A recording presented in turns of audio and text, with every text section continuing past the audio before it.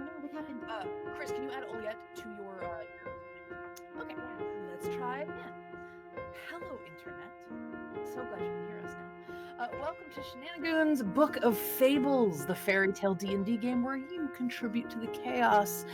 I am Angela, your DM for the evening, and we are back with a full deck of cards tonight. Because y'all are a bunch of cards. Hi! Hooray! We're continuing with Chapter 5 of the Book of Faebles, and we are very, very, very excited to have the whole crew assembled as we continue our young adventurers' adventure. The mishaps and foibles of the Book of Faebles, which may or may not be the Feywild. I'm still keeping that close to the chest, which means I'm still working out the metaphysics of our world. But I'm very excited. Whatever. Yeah, it's fine. How are all you doing today? This evening?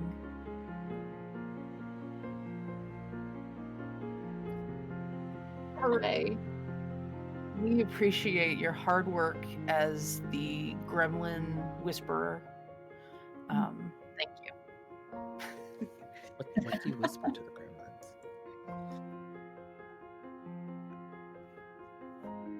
Yeah, you gotta show him who's boss. Needs to be effective. Speaking of bosses, look at that segue, that mastery of the English language. Several of us here are directors at Nerdsmith. Nerdsmith is our network. Nerdsmith is where you are right now. We are a community of creators making free nerdy content for you to enjoy, podcasts, live streams, and sundry. And we are very, very proud to be a part of the network. And we hope that you will consider supporting us here if you like what you're watching, and check out our other amazing shows at nerdsmith.org. You can also, if you like what you're watching tonight and decide you would like to support us, you can find us at Patreon, patreon.com/nerdsmith, which we have a code for the chat, and I'm very proud that I put it together. As Nerdsmith, though, we have a number of sponsors who are absolutely incredible, and we are so proud to be even associated with them, let alone be friends with them.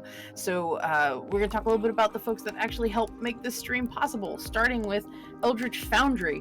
Eldritch Foundry is an amazing character creator. It's got beautiful, beautiful fantasy sculpted customizations for your characters, and all of our characters here on screen were designed in Eldritch Foundry, which you can find in the link in chat right now. Using that link helps support the network and also gives you a chance to check out the really, really cool features of Eldritch Foundry, of which you can customize and design your character, you can have it printed out in a number of materials, and then you can also get digital downloads of your characters, avatars like we have, or top-down versions of your character to actually use in maps when you're playing, which is super duper fun to have something that is your custom character from the bottom. You can see the very tippy top of their head, which is a very fun angle. So anyway, please check them out at eldritchfoundry.com. But if you use the link, you're helping to let them know that we sent you, and you're doing us a solid, and we love you. So thank you. We are also sponsored by World Anvil, absolutely incredible world building and campaign management site. They are a long-time friend of the network. We very much evangelize for them because it's an amazing suite of features that they have that will help you if you are writing a novel, if you are running a TTRPG game, or if you are just in general wanting to create a world out of your imagination. They're always coming out with new features. I am flabbergasted every time I take a look that they're adding something substantially new to the system. You can use a lot of their features for free to start when you join up, but if you would like to help craft the direction of the software and be part of an incredible community, you can become a guild member on World Anvil, and they get access to some exclusive features as well as early access to a lot of features that eventually trickle down to everyone. So right now, one of the more recent ones that they've come up with is the World Global Scrapbook, which is a little text box that you've got on every single article in your World Anvil that allows you to communicate with all of your co-authors. So you can leave notes for each other and organize things as you're building things together, which is a really nice feature. As well as they run yearly events, including World Anvil Summer Camp and World Ember, which allow you to work with the rest of the community and write from prompts that are given to you. Well, World Anvil just released World Anvil Prompts. It is year-round. You can write things and get included on their homepage. You can submit prompts for people to use. It's just ways of sparking your imagination and writing new articles for your World Anvil, and also letting people inspire you, and you can inspire them. It's a very, very cool feature. I know a lot of people, myself included, love the prompt system that they have, and to have an entire section now devoted to that year-round, super awesome. So please check them out at worldanvil.com and light up the forge. We are not last, but certainly not least, and directly related to some things we're doing this evening, we are also here at Nerdsmith, sponsored by Die Hard Dice. Tessa, would you like to tell the fine people about the shiny Click-Clock Math Rocks? Are you asking the Dice Dragon if she would like to Yes. talk about dice? Entreating upon the Dice Dragon in her hoard, could she Mhm. please impart on us the ancient wisdom of her kind? Yes, I can. So Thank you. we here at Nerdsmith are incredibly fortunate to be partnered with Die Hard Dice. Tonight we will be giving away not three sets, but 3 coupon codes Count 'em. for $50 at Die Hard Dice. So you can get any of their metal dice, their polymer sets, their dice trays, any of their dice accessories. It is quite a wonderful conglomeration that they have built up, and currently they are having a holiday sale, which is wonderful. So there's 10% off of your order. But if you use our exclusive Nerdsmith code, which is Nerdsmith-NOV, you will get 15% off of your order. So especially, please go check out their Emerald Ore set. It is incredibly gorgeous. I love it. And then in addition to that, they have a couple of special RPG sets, one of them being the Pegasus Rpg Set, which is beautiful, beautiful polymer dice. But it's part of a charity event going on. There's a couple of different ones, all in that same exclusive line, that for every Pegasus set or any of the RPG sets that are sold during this sale, which is from November 16th to December 20th. I believe they're called the Heroes Call die.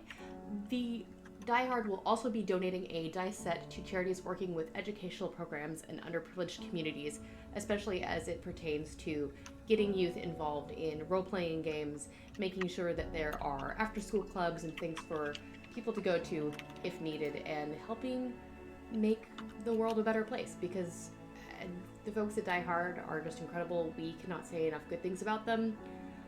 The next week we will have a new code, because I believe it will be a new month, and I will tell you more about this special that month next week. But for now, please go to dieharddice.com, check out their many myriad of different dice and dice accessories, check out the Heroes Call sets, donate for purchase a set if you'd like to help not only get yourself some beautiful shiny Click-Clack Math Rocks, but also help some underprivileged kids in need. And check out the Emerald Ore set for a little extra help for Nerdsmith as well. And be sure to use Nerdsmith-NOV for 15%, which is 5% more than their holiday sale off of your dice order, now through the end of November. And I will give it back to you, Angela. Woo! Thank you. And just to reinforce that for everybody, I put a summary of that information in the chat. So thank you, Tess. No, I just wanted to make sure that we caught everything. Fabulous. No, it's a-okay. So here's what we're gonna do, because it's been a little bit since we all got together. We're gonna do a little bit of a recap of what's going on, but first we're going to talk about our characters. This will give me an excuse to use your codes in the chat. As a reminder, if you see next to each of our lovely players. Next to their character names, there is a word, which is their name, with an exclamation point in front. That is a code you can use in chat to find out a little bit about the characters. We'll be updating those as we go so that you can hear some of the most up-to-date information about the character. But we're going to take a little moment to introduce everybody and introduce their characters really quick. So let's go around the horn. We'll go just with what's on screen. So we'll start with Tessa. Tessa, introduce yourself really quick and give us like a 1 or 2 sentence about Paru as she stands currently. I am Tessa. I am one of the executive directors here at Nerdsmith with Anvil. And let's see here. You can find me on a variety of different Nerdsmith shows, including some that are in progress and will be coming out soon. You can find me on Twitter at @SelfieDreams. And Paru is a Nicosta druid.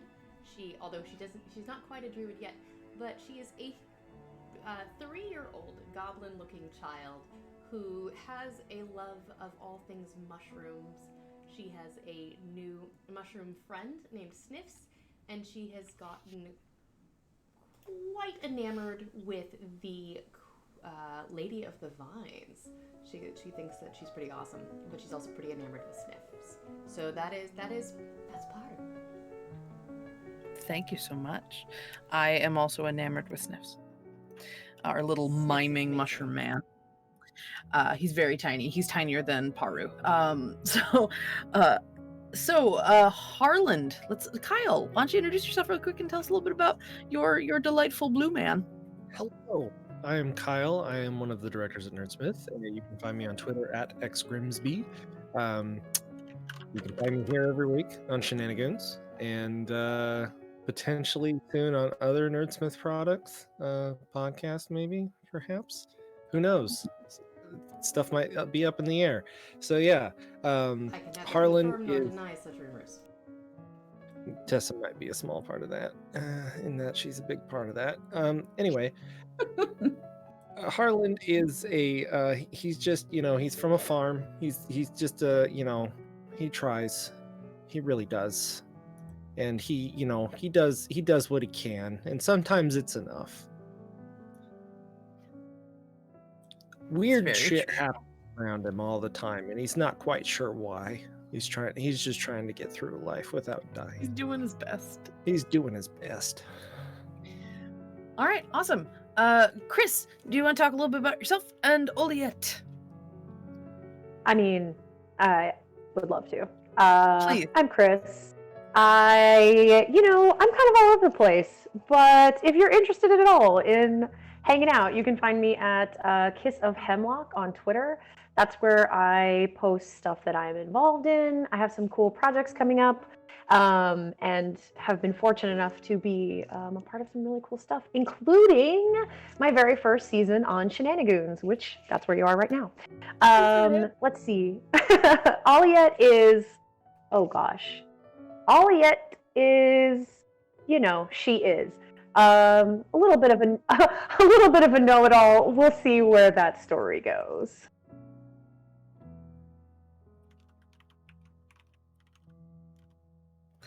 Yes. All right, Heather, would you like to introduce us a little bit about Beza and yourself? Okay. Hi, everyone. I'm Heather. I'm also one of the directors here at Nerdsmith. And I'm sort of Nerdsmith's resident crazy cat lady. You can also find me on the Geek Thyself podcast in addition to Shenanigoons. On Geek Thyself, myself and my friend Russ talk about a different nerdy topic every other week and go on many tangents. So just be prepared for that. But they're fun tangents, but they're tangents. And then in terms of Beza, Beza is essentially a bodyguard who maybe is trying to be a real girl, but she hasn't decided yet what exactly she wants to do with her life. She's like 2 days old. So, I think she gets some slack on that one. And she is a Goa for anyone who hasn't seen any of our previous Dungeons and Dragons series that were based out of the world of Vale. A Goa is a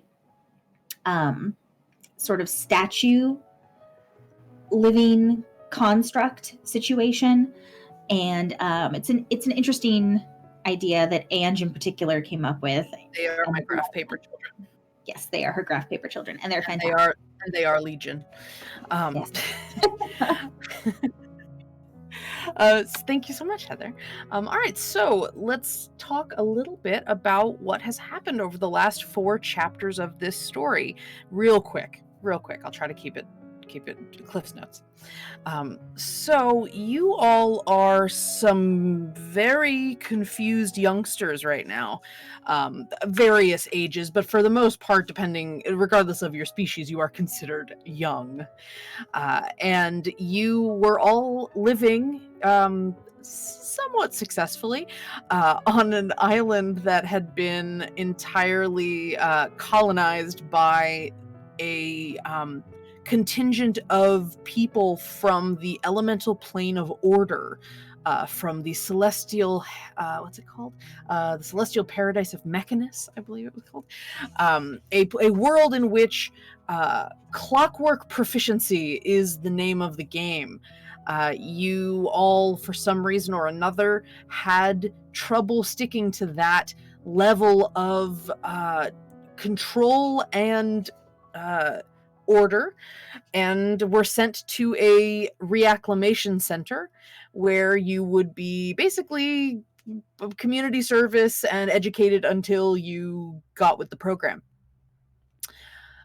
We're gonna that's how we're gonna call it.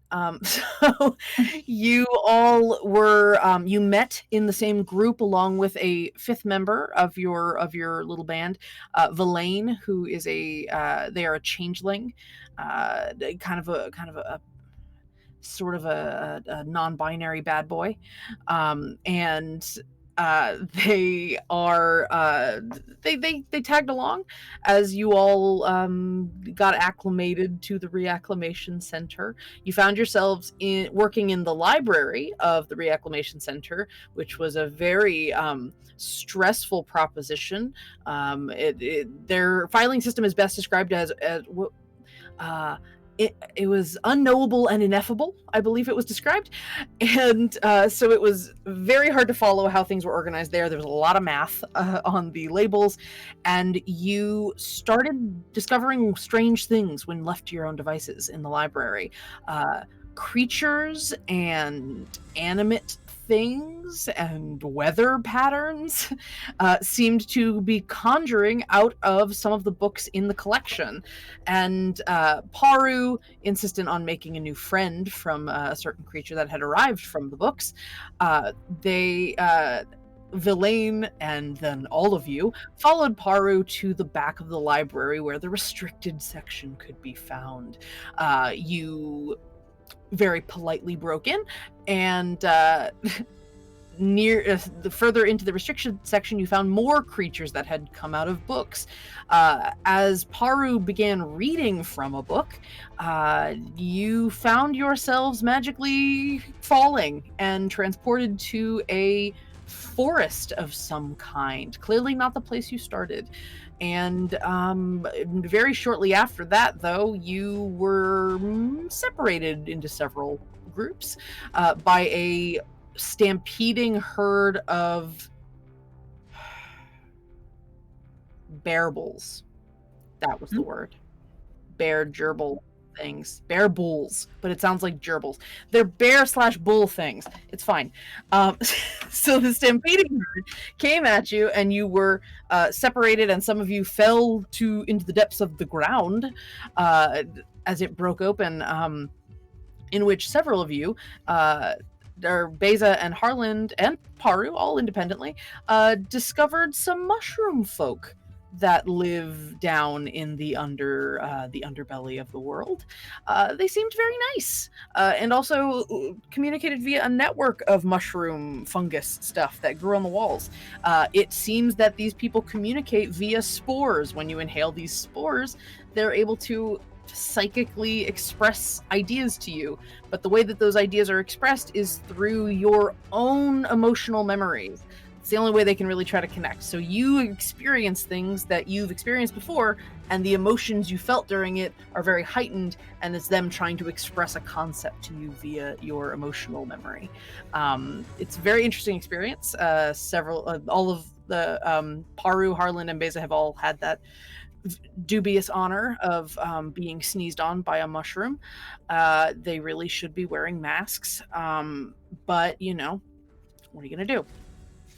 And so the groups met these mushroom people. Paru in particular made a friend with a very tiny mushroom that she saved from a mole monster. The very tiny mushroom who is a bit of a mime. He a little pantomime fellow named Sniffs, who was in fact involuntarily sneezing. She made friends with him, fast friends, and proceeded to escape the dark of the caves. Not escape, casually wander out.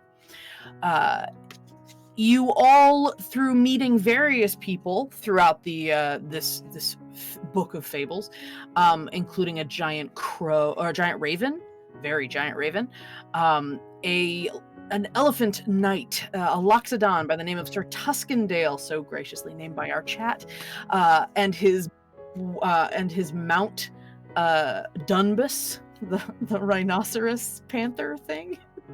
Everything's very Avatar The Last Airbender in my world. It's like two animals mushed together and you give them a fun name that's just the two animals put together. That's my taxonomy. So you all eventually found your way into the court of the queens of this land. You discovered that you are in the Queensdom, a interlocking polymonarchy of 6 queens who are each devoted to a particular aspect of the life of their people. You first met Her Majesty of the Vine, a minotaur woman with massive thorned horns, who seems to have control over plant life and has the domain of the natural world, the forests around you, and a literal maze, a cornfield maze that that other minotaurs live in, because I couldn't not have the pun. So then you met Her Majesty of the Word, an elven woman who seems to be in charge of deals and the meaning of words and the law of this land. You also while you were talking to them, you discussed where you came from. The fact that you were from a book from another dimension, theoretically. You're all still kind of figuring it out. But at the mention of the book and the mention of the things coming out of the book, the queens became very concerned. They expressed that their late husband, the Lord of Tales, perhaps might be the cause of your current mislocation, and that perhaps you were all unwittingly caught up in what they called a test run of his powers. They decided to collect the other queens of the Fey realm, and you were sent on a mission to locate one of these queens who seemed to be out of communication. Something was preventing you from reaching her home via the portals that the queens can use. Her Majesty of the Hunt, a sky giant, a storm giant woman, was having some difficulty with she was up on her overlook tower out in the distance, and as you attempted to approach, Sir Tuskendale claimed you were safe because you had a token of hers embedded with a rune, and it didn't seem like it did anything, and she started firing on all of you. So you had to race back to the tower and eventually confront her up at the top, in which you discovered that something had been tampered with her great bow. Not her great bow. And the runes on that great bow had somehow been also tampered with, somehow manipulated or tainted, and her Her Majesty of the Hunt agreed that perhaps the artifact needs to be taken to the Queens and destroyed after it is discussed. So you were able to locate Her Majesty of the Hunt and break her from what seemed to be a curse or some sort of magical effect that prevented her from basically seeing allies. She saw them all as prey from the distance, from her overlook. You all return back to the Queensdom, where you are then taken to meet Her Majesty of the Folk. And all the queens have assembled here in the shared court of the queens. Her Majesty of the Folk is she seems to be a Yuan-ti, like a snake woman with a sort of a barmaid's swagger and a Cockney accent to boot, and quite a woman of the people by the looks of it. You are surrounded by a theater in the round of this court where all of the members of her kingdom or her realm seem to have assembled to watch the meeting, because Her Majesty of the Folk does not like keeping secrets. So you will be observed during the proceedings, let's say. And she sat down cross-legged in front of you and said, "Perhaps you can help us." That wasn't the voice she had. Hold on. That perhaps you can tell us the tale, weave the tale for us, and we can tell you how perhaps you can help us murder our husband. And that was the last you heard. So, re-murder. Thank you, Kyle. But before all of this happens, you all were in a clearing, and a shuddering was heard in the ground, and all yet you heard in your mind's eye that the little bookish girl would very much benefit from stepping to the left slightly. But before you had a chance to react to this strange voice you had begun to hear, and no one else could hear, a stampede broke through the brush, and everything went loud and shaky, and then falling, and you don't remember anything after that. Everything kind of went. You wake up to someone shaking you. You are on the stone ground. It's hard and uncomfortable underneath your head. And you hear, it's foggy at first. It takes a moment for the words to come into focus, but you eventually hear Valaine's voice as they're like sort of harshly whispering at you. He did not knock on the door of your brain.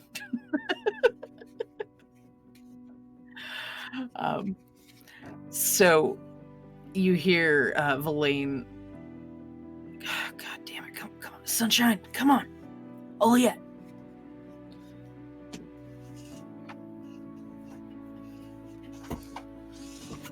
It is cold and dark, and you actually, I don't know, do you have dark vision? I believe I do, as a tiefling. Yeah, I think tieflings do.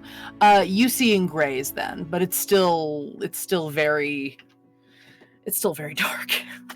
Sure.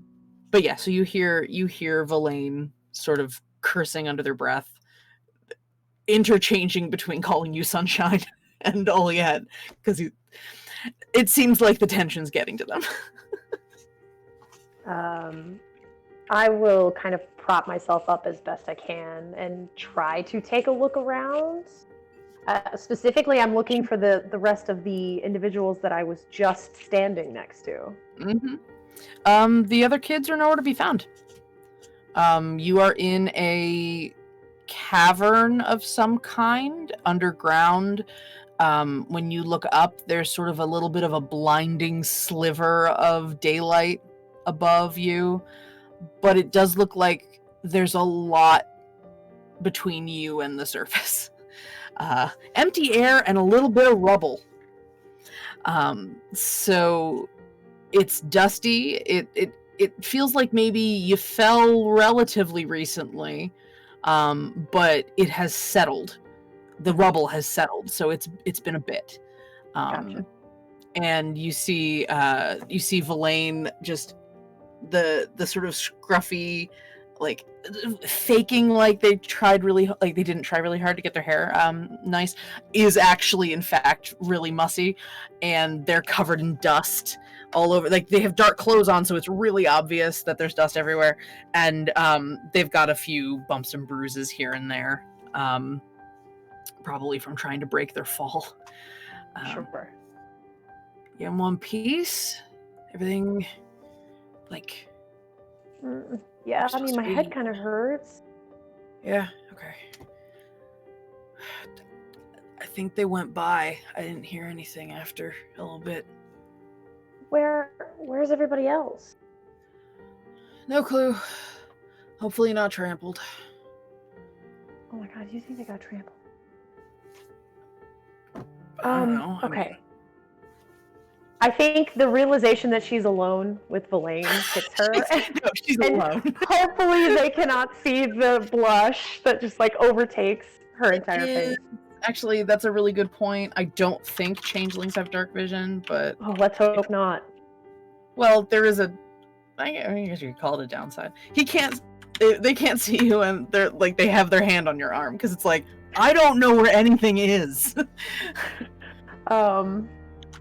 Quickly, I will kind of like stand up and to move just out of their grasp, just in case, because I need to be able to think clearly. I can't. It's dark. Okay, I'm not gonna leave you. I just need a second to think. Wait a minute. Where's the book?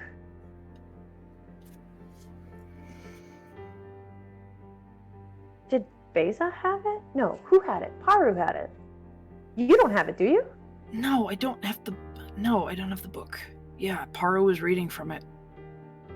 Okay, that's what it was. She was reading the book, and then we were up there instead of in the library, and now we're in this hole, and everything's fine because we're gonna get out of this hole, and we're gonna find them. We're gonna get back to the library and do our book report, and everything's gonna be fine. The little British girl said, quite unconvincingly. You hear in your head. Oh, I was really hoping. Okay, so What? You really can't hear that? I'm saying to Verlaine. No, I mean, what? I mean, you're talking a lot. No, there's like someone. There's like a voice. There's like a. Maybe it's a god. Are we dead? It might be a concussion. Okay, yes, that's definitely more logical. Okay, all right. So I can just ignore it because it's a concussion and it'll go away. In the meantime, we should find a way out of this hole. Yeah, sure. It's straight up, and I'm not a rock climber, so... Actually, I think I have a... Okay, I have a flying speed. So, right, because of my bat wings, wings. I have these bat wings that I usually keep tucked in, but I'm going to kind of let them unfurl pretty unceremoniously. Oh, jeez, what was that? I heard something. Something's moving down here. Oh, God. It's just me. Don't panic. Okay. It's fine. Okay. Did I not? I probably didn't. I don't know how you didn't see them. But I have wings, and I might be able to get us out of here. That should be attempt number 1, right? Plan A. Yeah, sure. Okay. How heavy are you? Can you be... That's a small? really personal question. I don't mind what the number is. I mean, it doesn't matter either way. But can you be smaller? Is that a thing you can do? Can I be smaller? Mm-hmm. Like less heavy? No. It's mostly surface stuff. Not really a density thing. Okay. Okay. Do you want to try? Do I have your consent to touch you? Can Can we try this? We don't have to if you don't want to. I totally understand. Can we define this for a second? I'm getting really weird signals. Okay. I'm going to try to fly us out of here. Maybe. Okay. Because I don't see any other points of exit. Right? Unless you have a better idea. I do not. Of course. So, let's try this. And I'm going to try Okay. to, Sure. with Valaine's consent, just kind of like awkwardly, like basket, like put my hands under their armpits because I'm too nervous to get too close and just. Yeah. That's fine. You're like holding them like a baby with a dirty diaper. Like you're just holding them at arm's length. Exactly. Sure. Okay. So what's your, just out of curiosity, what's your strength modifier? I don't feel like that's relevant here. Mhm. 'Cause it's I mean, would it be definitely a relevant? zero. Would it be relevant if you had to roll for it? I mean, No, it's definitely a 0. You know what though? Succeeding and failing at this is very interesting. So let's have you roll for it. So yeah, give me an athletics roll. Oh, And I'm not gonna okay. make you do it at disadvantage. Just go ahead and do it. Okay. That's a 9. Okay, all right, a 9. That's a 9. So here's the order of events. You reach out to quote unquote carry and quote unquote touch Blaine, and you sort of like, it's been a while since you've flown with your wings, and it's dark. The only point of reference you really have for well, I guess no, you have dark vision, never mind. So you sort of like get a little bit of like sort of energy, you like sort of tense up, getting ready to flap your wings and get a little air. You do have to like jump a little bit. And there's just a sort of, you get maybe like 5 inches off the ground and you flap really hard and you feel like you might pull something if you try any harder. And how's it going? Not well. I feel like you can tell that. Yeah, I wasn't gonna say anything. Set them down. So you both like hit the ground a little hard, like kind of stings your shins a little to hit the ground. Okay, so plan A, not a thing. Okay, so you can see, right? Like you can see more than just the ceiling. Yes. So okay, so maybe you poke around. I'll stand here. Well, we shouldn't get separated, right? Maybe you should just should just stay with me. If you want to, you don't have to. I'm dying. We turned it into the CW. Anyway, so this is D&D and CNW. So Valaine's just okay, that's fine. I guess all I was really gonna do was contemplate our existential doom. So sure, I can do that on the move. And you feel a hand sort of, and then like stop. Okay, so where are you? I don't want to like. Yeah, I don't want. You both kind of do this thing of trying to communicate in the dark, but you see him kind of like sort of reaching out, but then thinking about like where their hands are going, and just like, okay, how about you just find me? And they just have like a hand out.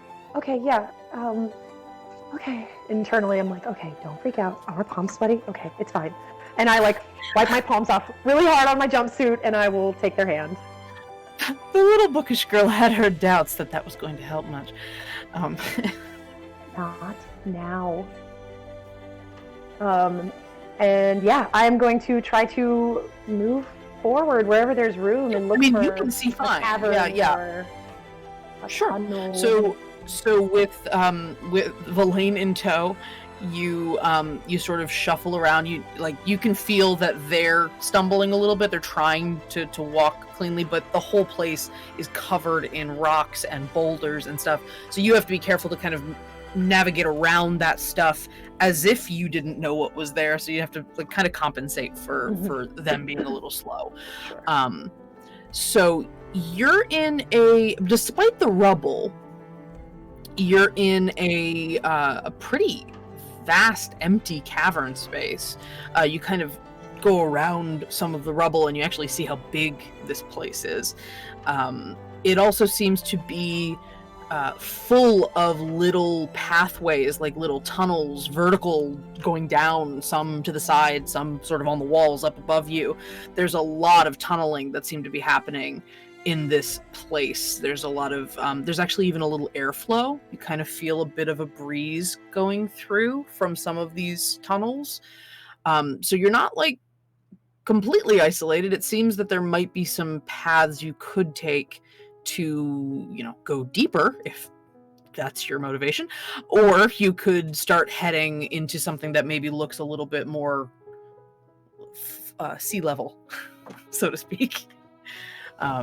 Near you, there's a couple of tunnels at your level that are, one of them is big enough for you to actually like stand in. The others are maybe you'd have to crawl. Not super confident about having to guide another person in a crawling position, so Fair. I think maybe I'll start with the tall one, or the one that appears that we can stand up in it.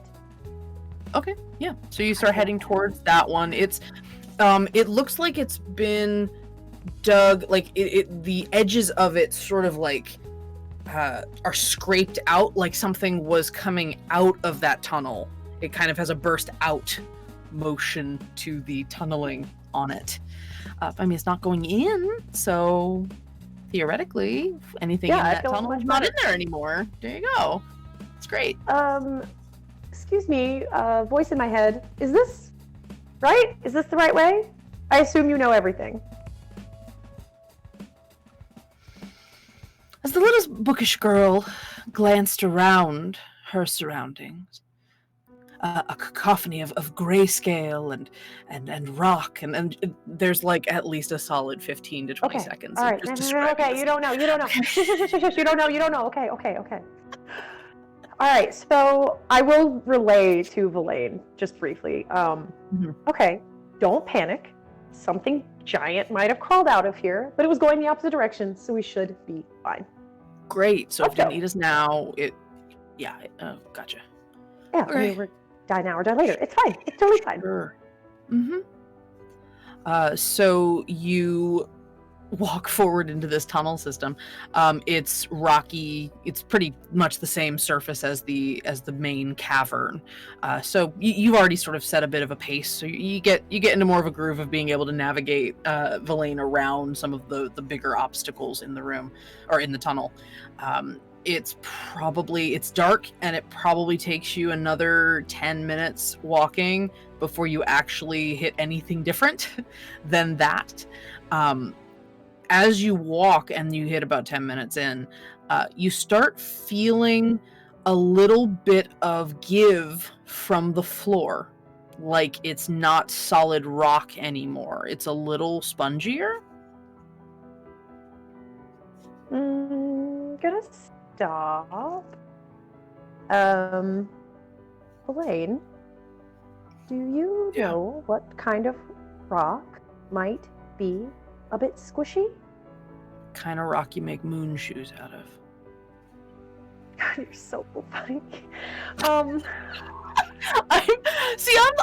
laying on the worst. This is like my least game, and it's working so well. It's flustering how good it's working. Anyway, doesn't have a ton of experience. She's not. This is good. This is enough. It's amazing. I think I will just like tentatively put a foot out and maybe like stomp kind of hard to see what the reaction, without putting all my weight on it, just to see what the reaction of the surface does. So you stomp a little bit and you feel a little more give, and when you pull your foot up, it's actually kind of hard to get it out. Like it kind of like your shoe stuck in a little bit, and you like boom, you kind of pull it a little more. And there is like stuff stuck to the bottom of your shoe now. But you do notice that there's like a lot of the texture's a little different on the floor. It's not quite rocky anymore. It's a bit more, this is gonna sound terrible, it's a bit more like skin than it is like rock. I knew you were gonna say. Okay.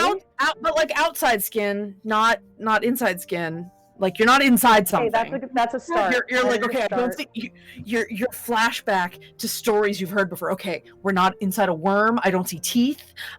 We haven't accidentally walked inside a predator of some kind. It's a little better, Tessa. You don't see a uvula. You're safer than you might have been. Okay, this is fine. You keep saying that, and I'm not sure how I feel about that. Okay, I'll lower my voice into an almost inaudible whisper. Okay, don't freak out. The ground might not be ground anymore. It might be something that's alive. So we just have to be very careful and very quiet. And it should be... Yeah, I know. Just don't get too far away from me and it'll be fine. Okay. Yeah. Okay. I mean, yeah, I'm totally not planning on going on a little bit of a, if you leave me down here, I swear, I will take your name off of that book report.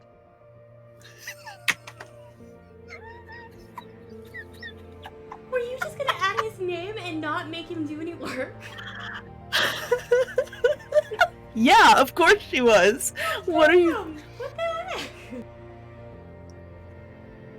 That's the meanest thing I can think of. I'm not very... So, yeah, you don't hear a response from that. You get a suspicion that perhaps you're not familiar with what eye rolling sounds like. and just assume that that's probably what happened. All right, fine, let's just, okay, don't wake up whatever we're walking on top of. That's real comforting. Yep, great. Okay, and we're going to try to move as quietly and gingerly as possible without getting totally stuck. Okay. So, yeah. Well, just don't go like goose stepping down the tunnel, and you probably won't get your feet stuck in in whatever it is anymore. Don't do it. Give me a stealth check. Okay. And I should probably also do a stealth check for your friend. Who's totally platonically holding your hand right now.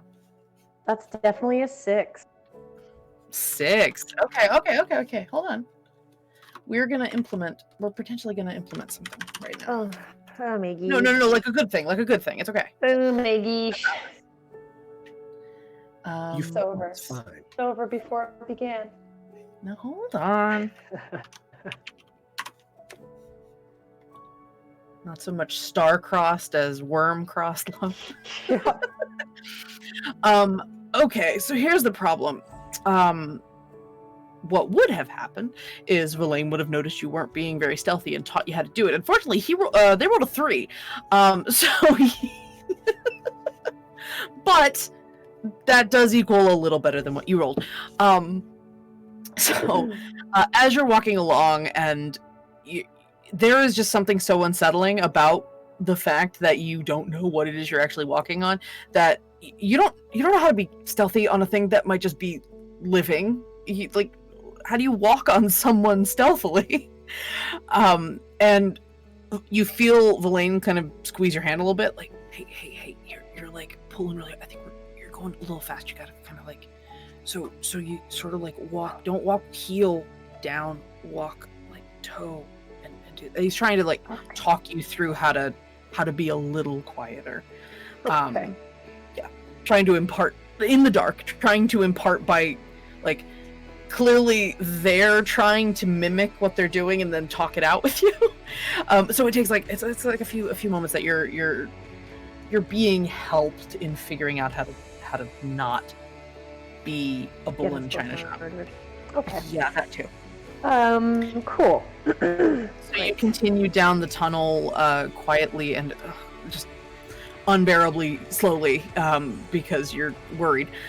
You have not felt any like breathing or movement from the ground though, so that is Maybe it's just a dead thing. Maybe it's just a corpse you're walking on, and that's the best case scenario in your head right now. Oh, okay. So yeah. And you hear in your head, the tunnels beneath the surface were home to a great many quite frightening things. Things that could see you in the dark, things that wished you harm, things that were conscious of a pair of tasty morsels walking through the tunnel. Sorry, Angela's laughing because, oh my god. However, for the moment, the little bookish girl and her friend were not surveilled. Do you really think that they're my friend? The little bookish girl really needed to assess her priorities. Oh, you're right. Okay. And I will just keep pushing forward, trying to not ask Verlaine a million personal questions. Mm-hmm. So you continue walking in this space.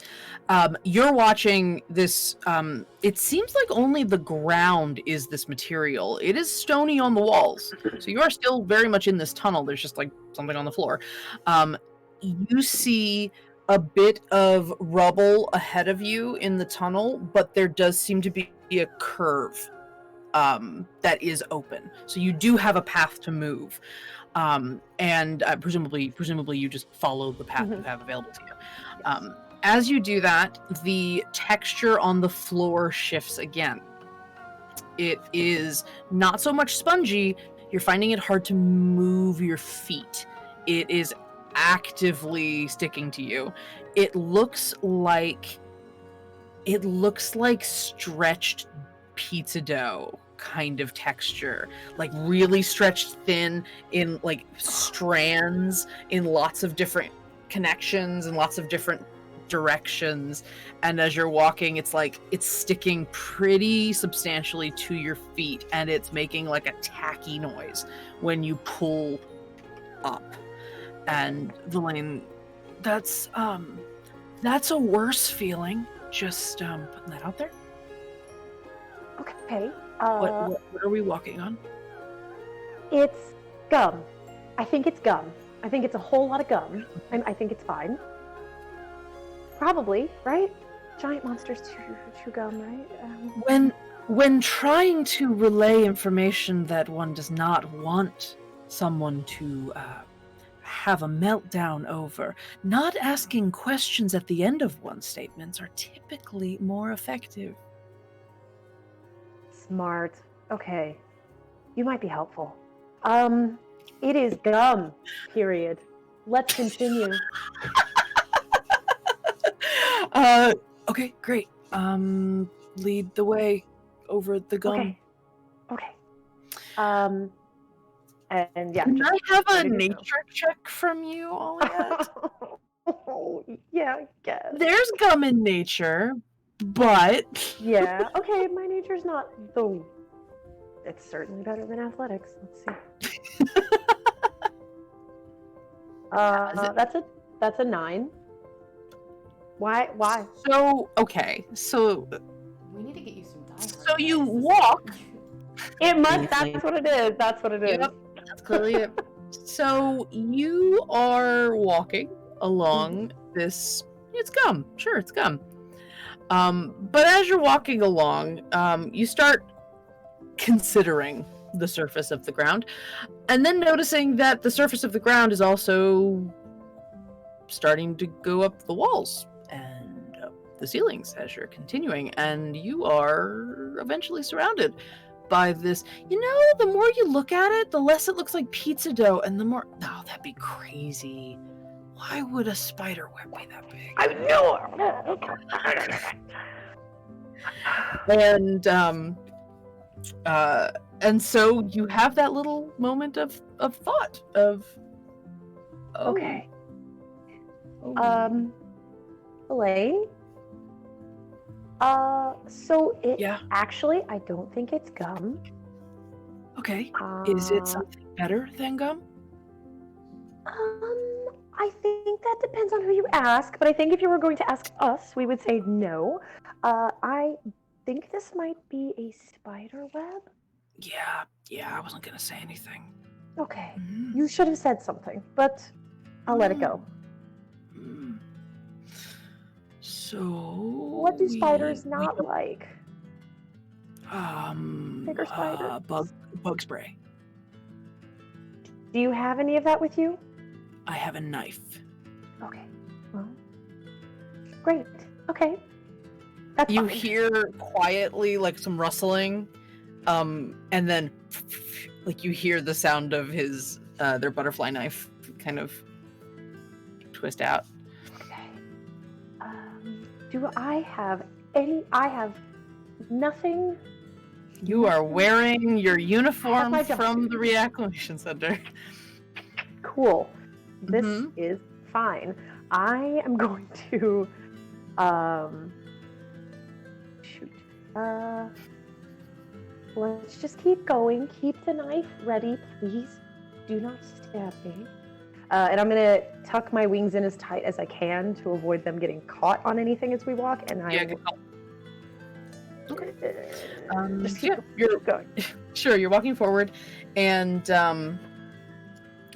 it's slow going. It's also kind of like a march to the gallows. Why would you walk forward? But there's really only one way to go. So you glance back occasionally, and you see Villain with their knife just kind of like scanning, like nothing. Like they can't see anything, but they're clearly like just trying to be ready for something. And then you turn a corner and there's the tiniest glow of some actual light, reflecting a little bit on the walls. And you feel, and this is fun, the gray of your vision kind of like negatives a little bit, and you start seeing a little color as your vision sort of naturally shifts to color. And you see that it's just this warm glow off of the very clearly spider web material. Well, we'll just say it's webbing.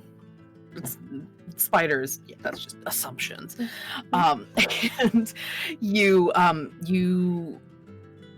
see that there's another curve, and the glowing is getting brighter as you travel forward. And Villain, okay, and you can see that they can actually start seeing what's going on, and you continue down the tunnel, but Villain starts kind of meeting your pace because now they can actually see. Has not let go of your hand yet, but you are still walking down. Yeah, play the damsel. That'll work. Just. Oh, you can see? Can you see? Oh, okay. But no, you both walk together towards the light. Okay. And you start hearing voices. Sort of like, how would you describe it? Almost like a gaggle of girls. I think I immediately think it might be Beza and Paru, so I will quicken my pace a little bit. Sure, you're like giggling and laughing and kind of like it's odd in this sort of place. And you quicken your pace, and Villain's just like, oh, okay. And come on. Yeah, okay.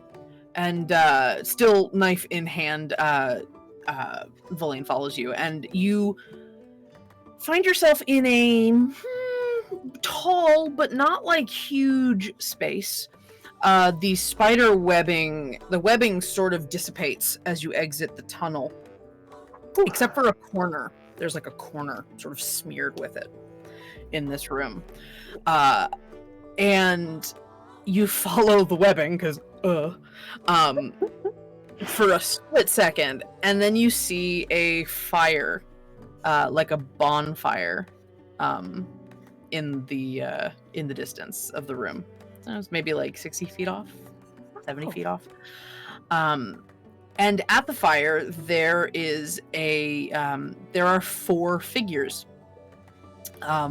One of them is floating and a little see-through, kind of weird. One of them is very large and has an uncomfortable number of legs, and but on the top there seems to be like a person sitting on top of it. I don't think that's our friends. Another one is a fuck you, Kyle. a tickle me, hell no. God damn it. So another one of the figures is a squat person, very broad, very square, kind of like just like humanoid. There's a head and 2 legs, only 2, which is great right now, given the legs of the other one. And then the 4th one is tall, spindly, almost spider-like, but definitely bipedal, just very uncomfortably thin and like pointy sort of person. And you start hearing their voices echoing in the tunnel, and one of them is apparently telling a story, and the others are sort of laughing and chiming in as this person's telling the story. It's hard to tell who's talking right now, but you do hear the story of, oh my god, it was super great. Then when I walked towards them, they were still trapped in the nightmarish hellscape that I created, and they just, oh my god, they just screamed and screamed and screamed, and it was the coolest. And everyone's just like, oh my god, you're like super, oh, that's so smart, you're so bad. And they're just, yeah. So that's what you hear. Oh my god. Yep. You did this. You did this. Right now. Just for the record, I just want that fully know. So yeah, you hear that, and you feel the hand holding yours tighten just a little, but not from fear. Like maybe there's a wince of irritation happening next to you, because you hear Villain like, oh god. Or maybe they can help. No, maybe they can help. They might be nice. Or maybe they're gonna eat us. Also a possibility, but at least we don't have to die alone, right? We're together, so Yeah, great. Dying. And you have a dying knife. with And another. you have a knife, so it'll be fine. Sure. Okay. All right. Fine. Just act. That's you act. telling me to go first, isn't it? Well, I'll be a half step behind you. Just be pleasant. That's Great. what my uncle always says. Just be polite and pleasant, and that's how you're gonna get through life. Half step behind is really. I'm right here. That's good. That's good. You'll just die half step after me. And he wanders forward, still holding onto your hand, but like knife out on the, well, actually knife tight in their hand but at their side, because this seems like Sure. maybe a bad way to approach someone. Sure. You two head towards the fire, and you hear the voice continue to kind of show off and boast about apparently these poor unsuspecting people that she terrified. And God, that voice hurts me somewhere very viscerally in my soul. So it takes a little bit out of me to do it. Just channel Susan the Lesser. Just channel it. No, this is not Susan the it's Lesser. not. This It's is very different. This is joyful. This is gleeful and kind of malicious. And both in tone and in content of this story. And you hear sorry. There needs to be variation, but maybe there doesn't need to be. Shell, you should absolutely tell them about what happened when you found those elves, those little tiny elves that lived in the tree, and then they totally wouldn't share their berry cookies with you. And Lika Shell's like, oh right, I totally forgot about that. It's like, this is a great story. So listen, we'd had a few, and we're wandering around, and so. Oh, go ahead, please. Excuse me. Hi. Sorry. Excuse me. Hi. Hello. 4 sets of eyes, just like a horror movie style, turn at you. This is fine. And but with their heads turned towards you, you get a slightly better look at what you're looking at. Lika Shell, the one who was being addressed, is the spider girl. Bottom half spider, top half girl. Okay. Wearing, wearing sort of an outfit that's kind of crafted from the webbing you saw on the walls. It's kind of like rocking, but it's just, you were stepping on it before and it was kind of gross. She has 3 pairs of eyes on her head, but otherwise is like very like disarmingly pretty, with like shock white hair and incredibly pale skin. It sort of transitions. Her skin sort of transitions from this like super pale, almost translucent white to black, and we know what's lower. Anyway, so the others are like, one of them appears to be some sort of specter hovering a little bit off the ground. A her hair super long and like floating as if it's underwater, and just everything flowy. It's very hard to kind of see even a form. It's sort of like whatever she's wearing or is made of, it's hard to tell, is just like really beautiful flowing silks. The squat person appears to be some sort of like dwarf, but with almost translucent skin, like you can see veins and such, like it's Okay. that translucent.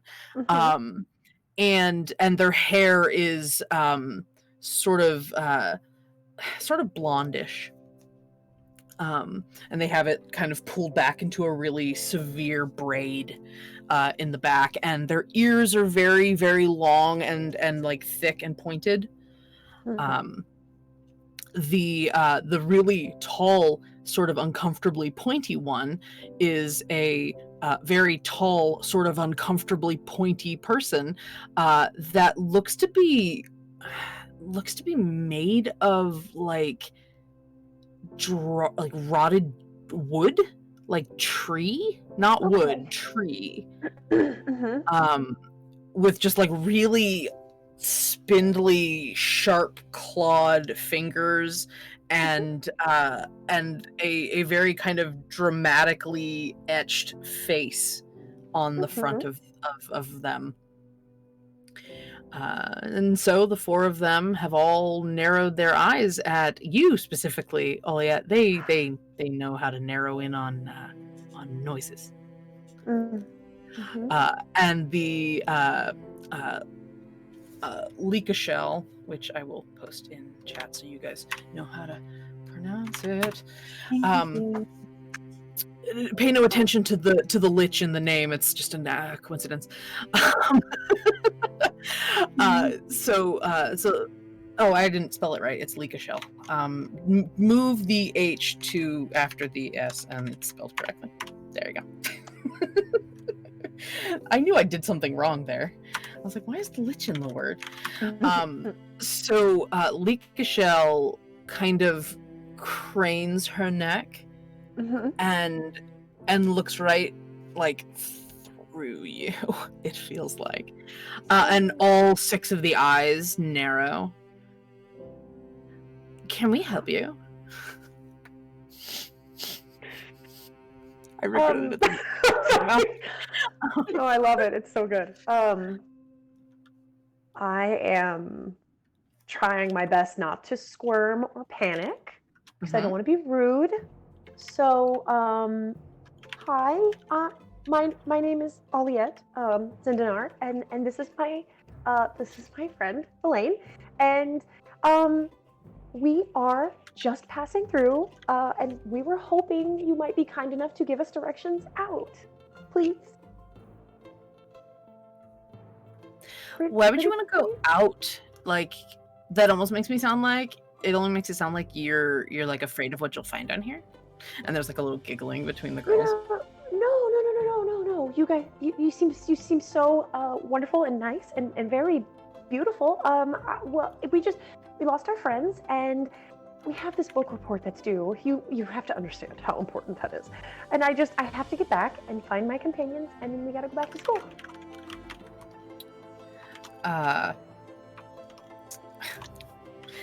The Liga Shell kind of sits up. Apparently she was sitting, which makes her taller. And she kind of steps towards you a little bit overtly. Okay. And go, are you sure that you lost your friends, or maybe they lost you? What do you mean? Did you see them? What did we eat last, Mara? Mara's like, there was a... Well, I didn't eat anything. I'm sort of, I'm watching my figure. The ghost says this. But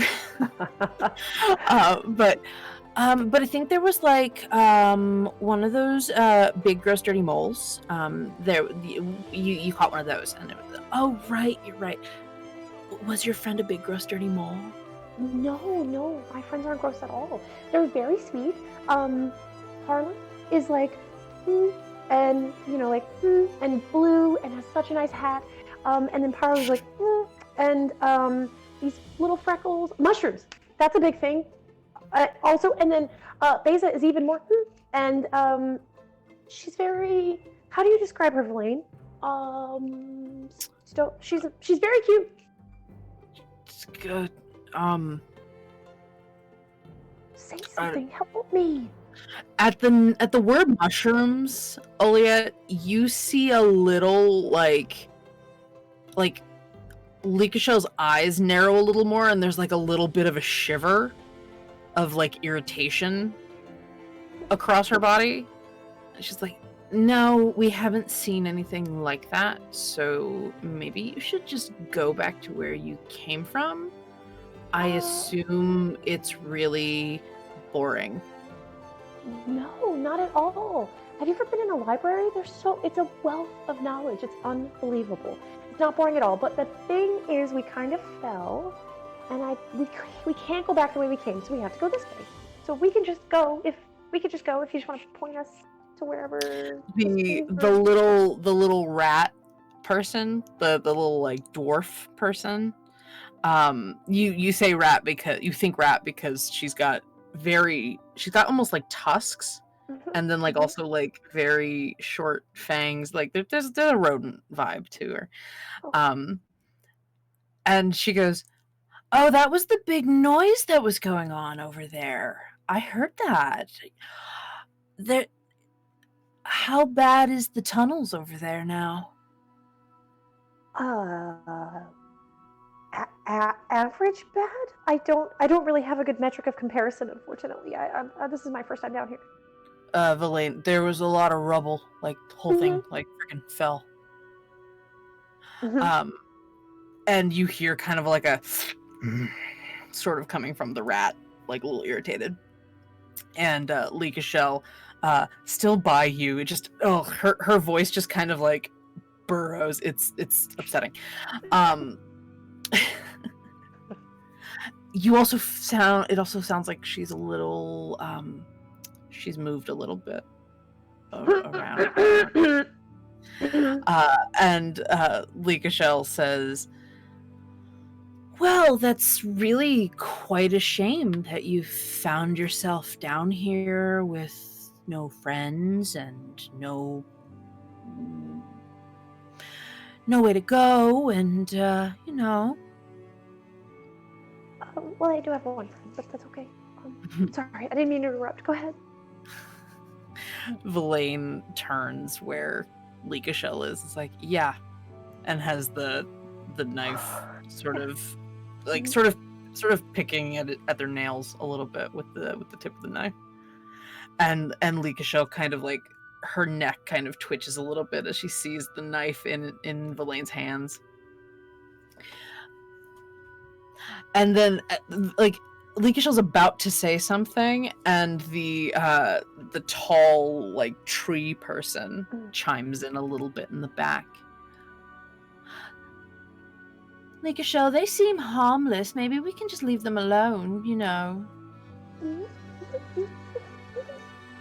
And Leekashell looks back at her. Why? Well, we were having a good time. We were just, they were interrupting us. The faster they move on, the faster we can just get back to hanging out.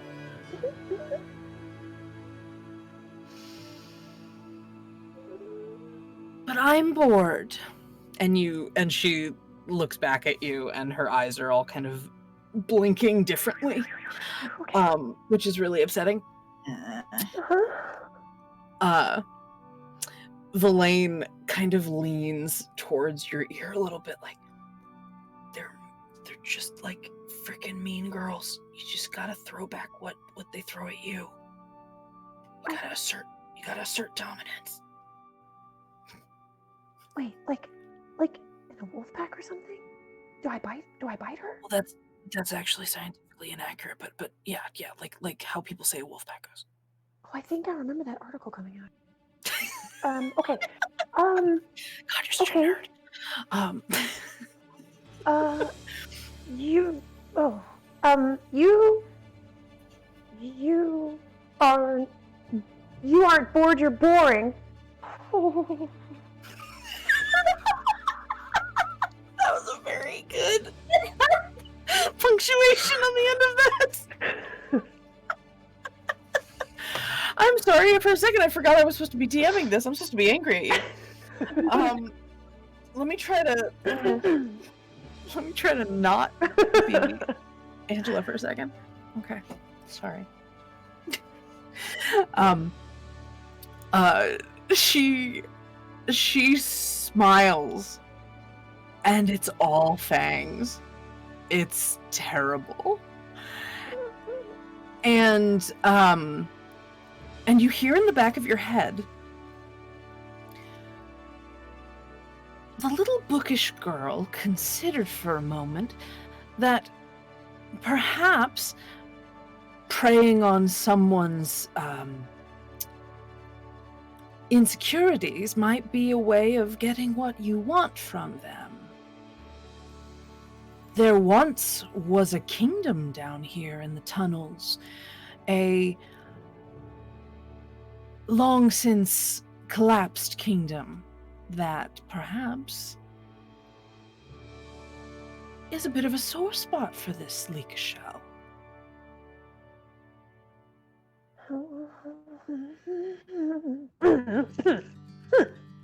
What? Just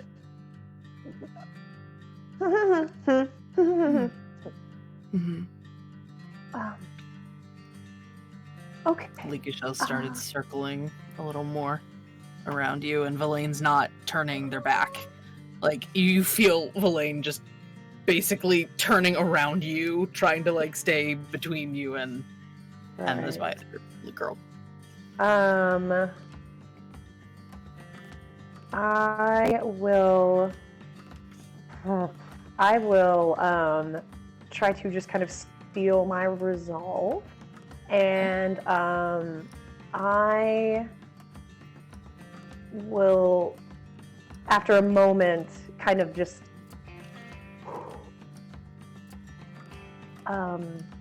also, it's a dump down here.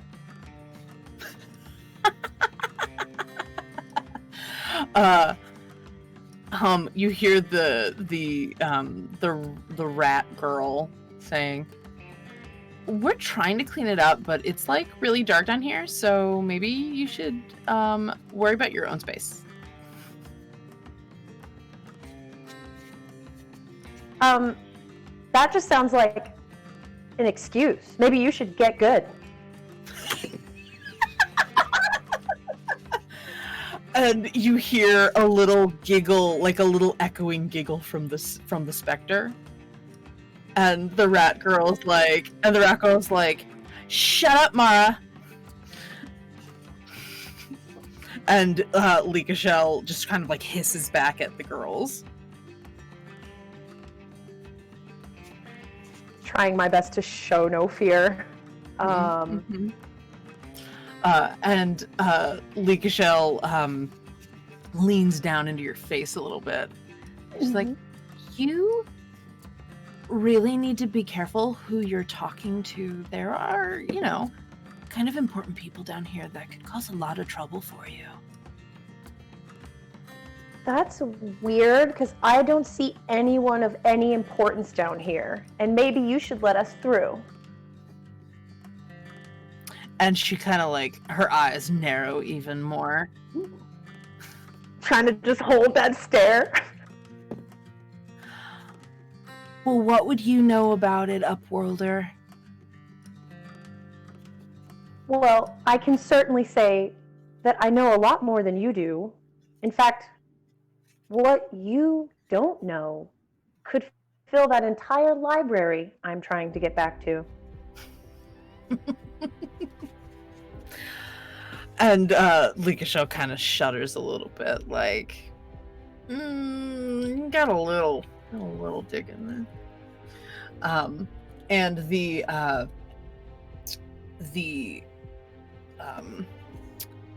tree girl kind of stands up and kind of stretches a little bit, and there's just tree branch cracking as she stretches, and she's really tall.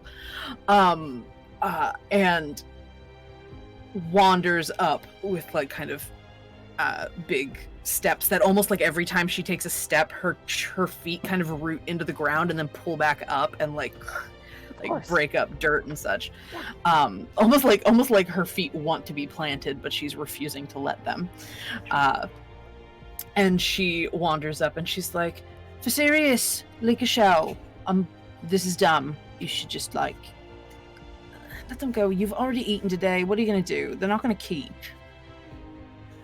And Leekashell was like, "Bitterpine, you really need to watch your own business, and maybe it was stupid for us to even let you hang out with us in the first place." And Bitterpine's like, "I'm spending time with you down here because the sun's out right now. I'd be up there not paying attention to either of you." And there's a little bit of an argument that starts between the two of them. And Mara and the rat girl are just watching they don't know what to do about this little thing that started. And Leekashell says that, "Well, maybe if you parasites would just go to some other forest, maybe we wouldn't have this problem. And maybe if your mom and dad hadn't torn down our forest in order to make your little throne thing, it wouldn't have been a problem either." And they start having a they're really verbally getting up in each other's grill. And Valaine's like, "Maybe we should we go, or do you want to killing blow?" No, okay, yeah, no, hold on. Trying my best to emulate and channel Leekashell. I would say that it takes a queen to know one, but it looks like you need to get your house in order. And you hear from Mara and the rat girl, "Ooh." And Leekashell looks down at you. How dare you, you little cockroach? I am gonna pull your wings off. She doesn't move to you, but she says that. Go ahead, and I'll poof, unfurl them as violently as I can. And she kind of like, you hear her kind of like skitter a little back and forth, like she's sort of like, there's like a little bit of a pace, and Bitter Pine behind her is like, yeah, you and what army, Lakeshell? And she glances back and she hisses and she makes a pass at Bitter Pine. Like, you see two very sharp spider legs like lash out at the Ent, and the Ent grabs onto them and just kind of shoves her back into the wall, and you hear a goof, and dust kind of starts settling, and Mara and the rat girl both stand up a little bit from the bonfire, like a little startled, and Leakashell kind of like gets up off the dirt and like hisses a little bit, and the other three girls aren't really moving to do anything about it, and she like glances at you two and then back at the girls. Fine, whatever, y'all are just a bunch of losers anyway. And she starts skittering up the wall and disappears into a hole in some of the webbing that was off to the side. And you hear Villain kind of like, that was, I'd say good, but I'm still kind of terrified right now. Okay, maybe we should just get out of here. Yeah, we should go. So, are one of you going to show us the way out? The three girls look at each other, and Bitter Pine nods to the rat girl, and says, Abiella, you should be, this is like your neighborhood, maybe you could do it? Yeah, sure. I can do that. I know this whole place like the back of my hand. And she gets kind of like a little proud about it. And she walks forward and kind of offers you a hand. It says, hi, I'm Abiella. Hi. I like your outfit. Thanks, yours is really cute. I hate this. Thanks. I hate this so much.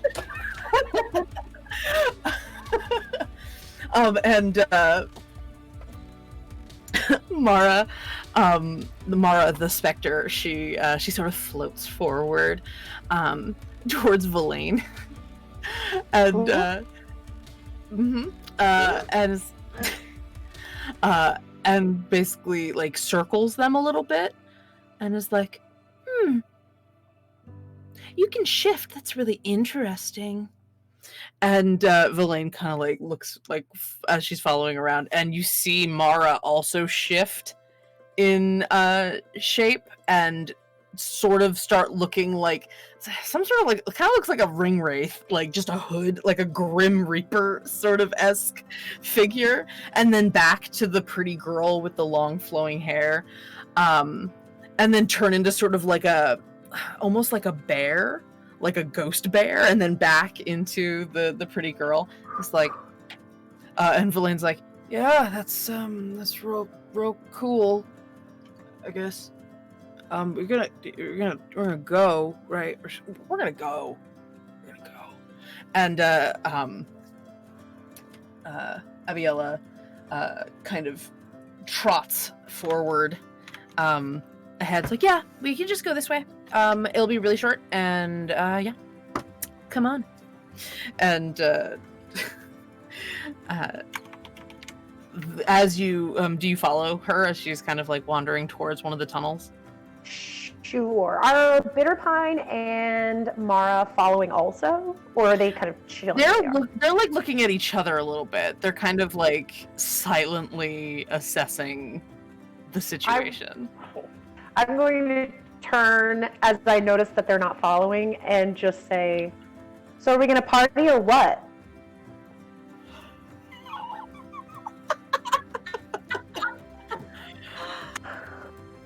And Mara and Bitterpine are like, "Oh yeah, totally. Yeah, we're coming. It's fine. Yeah, we're coming." And they, you see Bitterpine walk towards the bonfire and just stomp on it, and it's out. And they follow you towards the tunnel. It gets dark again, and Villain's like, "Oh, no. Damn it."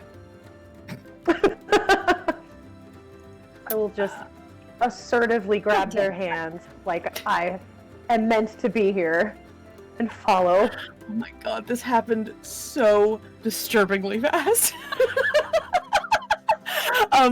So you the group of you start leaving with Abiella at the lead, and the it takes a little while. You're traveling for a long time. As you're traveling, you hear the voice again, and the voice says, "The young storyteller spends quite a bit of time gathering allies in this place. Friends can be very important in a world like this. Seems keeping them close would probably protect you as well as them."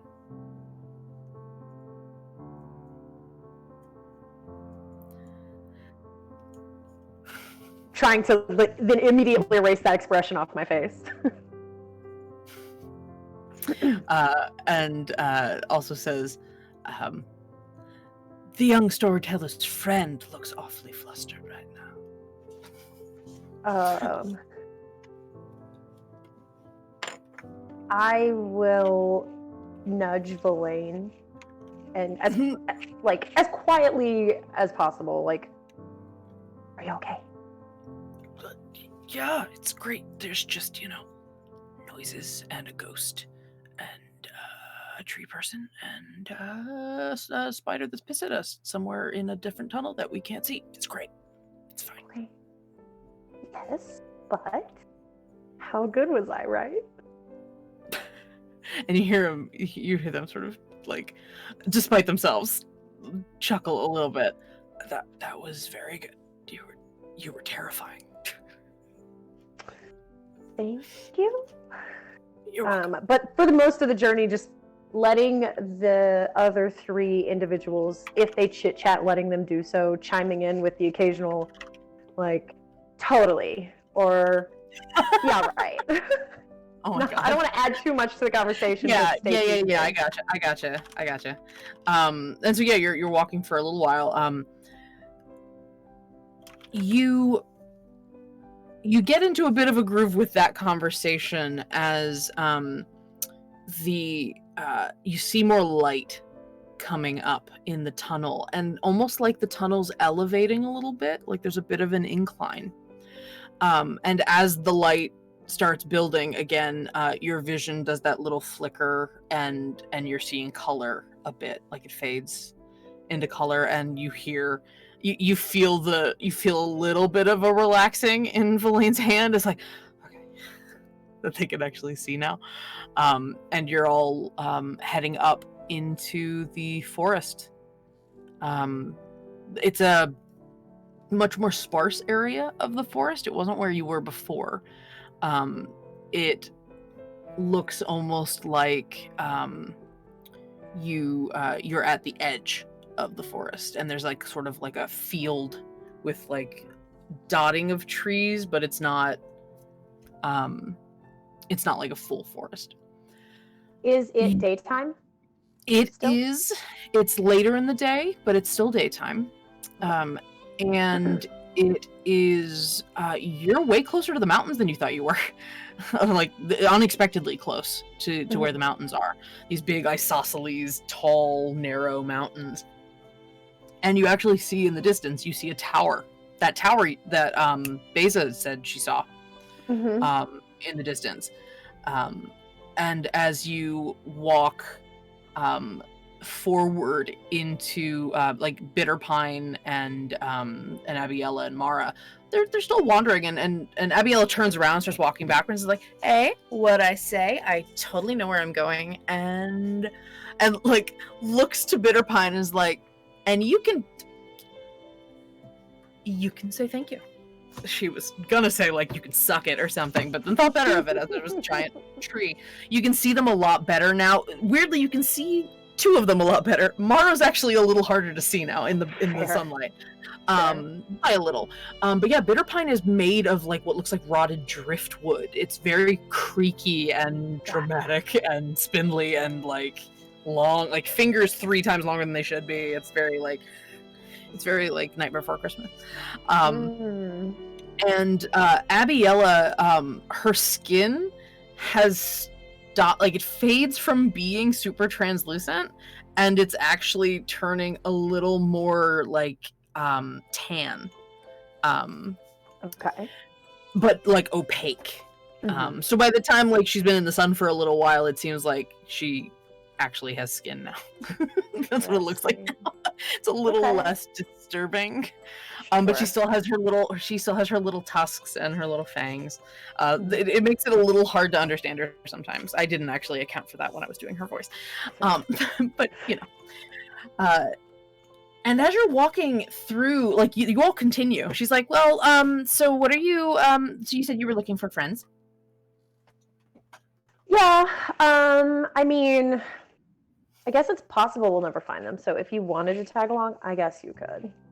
We don't really have anything better to do. I mean, Leekashell was like really insistent that we hang out underground all the time at her old place. It was just like super boring, and she just wanted to tell us stories all the time about all the people that she'd eaten and caused unending waking nightmares for. So it was just, it was just all the same. What a loser. Totally. And Mara's like, "Yeah, I mean, I understand waking nightmares. I mean, it's super fun to do that and all, but like, get another hobby." And they're just all sort of like catty giggling. I think Oliette is actively aware of the brain cells that are just shutting down in her head. You're compartmentalizing. You have to compartmentalize for this. You're like, okay, book report goes here, close the box, lock the box, protect the box in laminate, and put it over here. So as you're walking, you start hearing the narrator again. But the narrator in a very formal tone.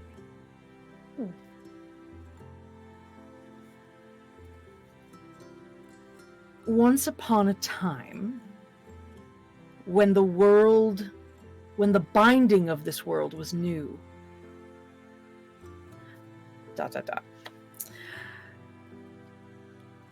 Paru, Harland, Beza, you are in the court of the queens. And there's a hushed silence in the crowd. Everybody is sitting in rapt attention. Including Her Majesty of the Folk, who is still sitting on the floor. She kind of gathered you to sit on the floor with her. To face the throne of Her Majesty of the Word.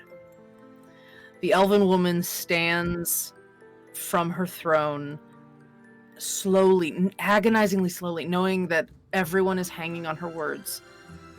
And as she spreads her arms and steps towards the center of the circle of the courtroom. That's not what the word is. The throne room. Thank you. That pedestal rises again from the center, and that very large book she had read from before appears in front of her.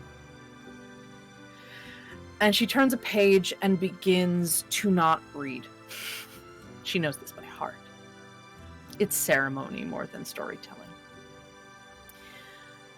Once upon a time, when the binding of this world was new, though the words of our existence were barely dry on the page, there came the Lord of Tales. He fashioned himself a king of this world, molded it in his image, gathered his court and his queens, and ruled for a very, very long time. No one, save for the Lord himself, was very happy with this arrangement.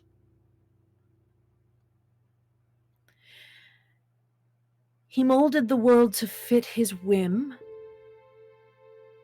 told the stories he wished to tell, and all the while belittling everyone around him for being less real than he wanted. He wished to leave this world, leave these pages. He spoke of a great archive that he wished to return to, and how his power would grow if he were able to depart for this archive. We wives, and she looks to the other queens who are all seated at their thrones, except for Her Majesty of the Folk. We wives grew weary of his expectation that we remain at his feet, at his side, at his back. Therefore, we took it upon ourselves to create a queensdom. And I would say that that has been very successful thus far. Her Majesty of the Hunt tracked him, and the storm giantess nods from her throne of antlers and teeth. Her Majesty of the Vine bound him, and the Minotaur woman nods, the shifting on her throne of the briar and vining.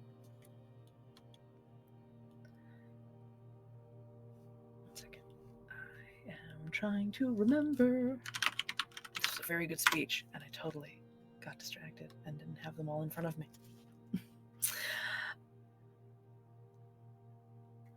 Her Majesty of the Folk gathered his people against him. And she kind of looks at all of you like,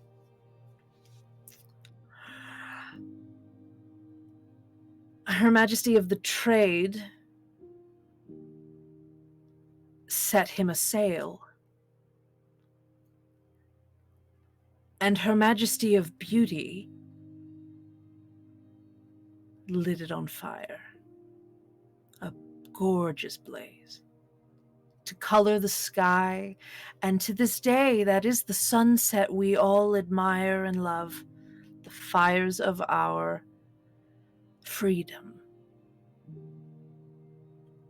And there's like this very quiet hush among the people in the stands, but almost like it's kind of cool part of the story. And Her Majesty of the Word turns the page and, again, doesn't read from it. Lifetimes have passed, lifetimes upon lifetimes.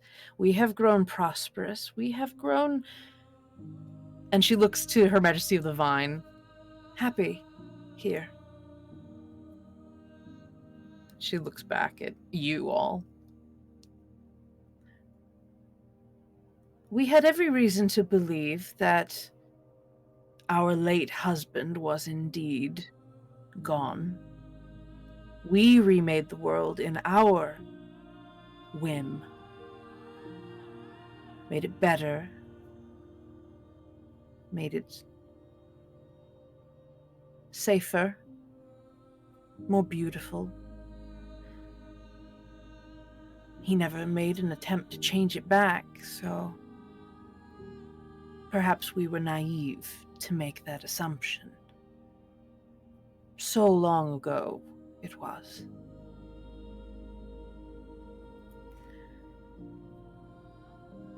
But now here you stand, an enigma from another world who read from a book. Our book. He wished to leave this world, and here you are, having arrived in it.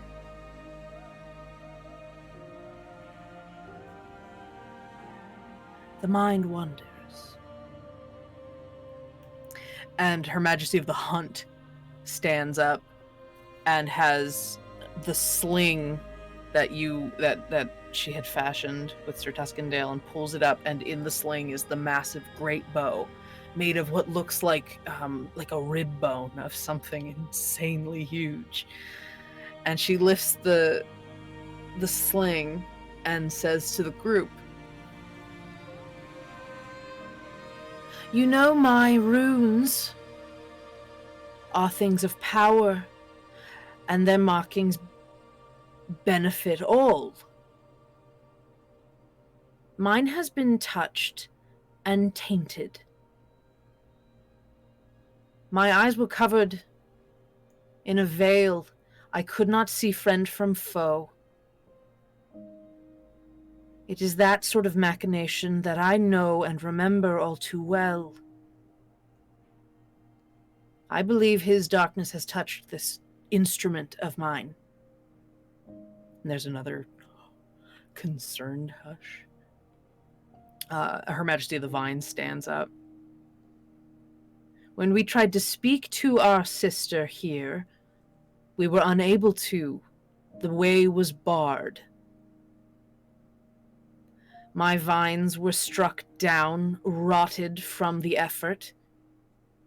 I believe such machinations are also something I know and remember all too well." And Her Majesty of the Folk stands up from her seated position beside all of you. "And these fine children here have told me of the artifact they found coming from the book. A great gargoyle's gauntlet." And there's noises from around the theater of, anxious. "We all remember it, some of us more than others." And she looks to Her Majesty of the Hunt, and she looks bitter. "Not to say that the creature has revived, but some of it exists now in another world. It has passed over. That cannot stand. And it is only a matter of time, I fear." And she sits back down. Her Majesty of the Law nods to the queens who have spoken and looks to the three of you. "You stand in an interesting position. You wish to return home, do you not?" Kinda. I mean, this place is very nice. I like it here a lot. And honestly, if I can be friends with mushrooms here, I don't know if I want to go home, because at home, I can't be friends with mushrooms. So... You hear next to you, Sniff's feet, on the ground. He's just his legs are out in front of him. But I do have a question. Is an archive kind of like a library? Yes. Because that's In where a we way. found the book, was in a library. And if he wanted to get back to an archive, I wonder if he was, in his power would grow if he came to an archive. I was wondering if he was trying to get back to where we're from. And if he gets back to there, is our families in danger?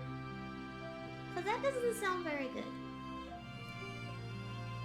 If the Lord of Tales is, in fact, alive, and he does wish to return to a realm from which he came, so he claimed, and you found that book, I believe that is as safe an assumption as one can make given the evidence we have.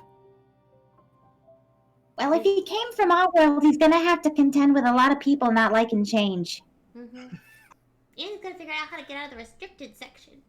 Because he doesn't have Elaine there to help him do crimes. I mean, to help him access information. And Her Majesty of the Hunt chimes in and says, oh, wait, hold on. You said something. I'm trying to remember what I was referencing. He doesn't really abide by change. He just does what he wishes. I don't believe your people will have much of a say in the matter.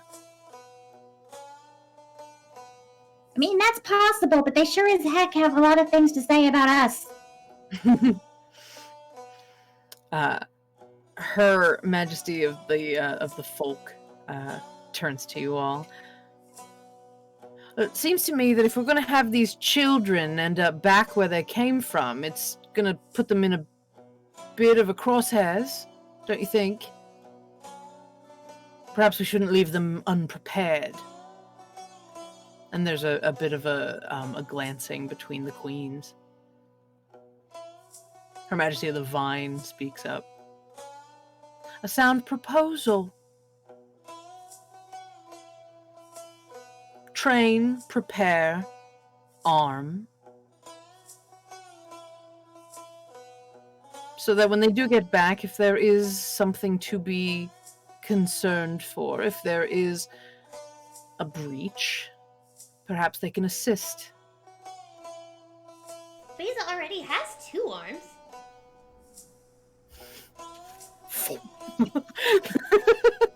You mean these? There's a couple of like, oh, cool, from the stands. Her Majesty of the Folk glances down. Does that sound all right with you kids? You want to be heroes? Can I still be friends with mushrooms? Sniff stands up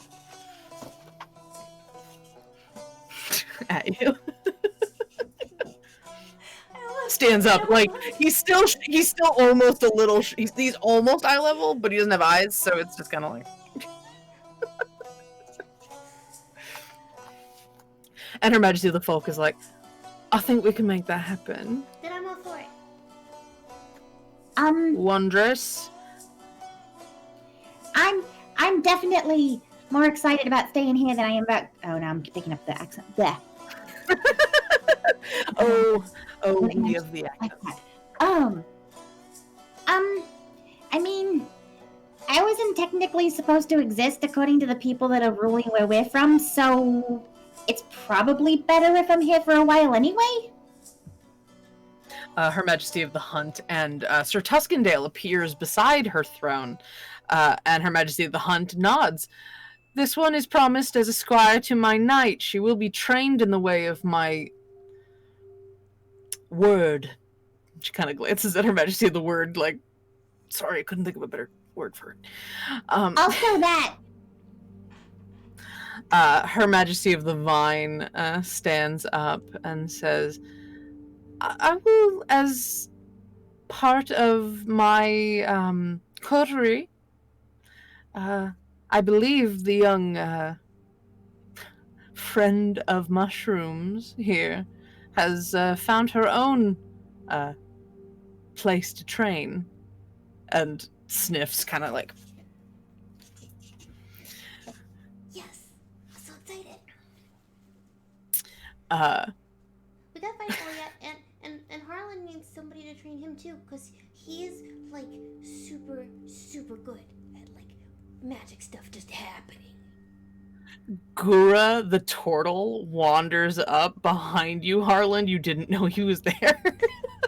And he's like, Gura does not think that Harlan requires such a training.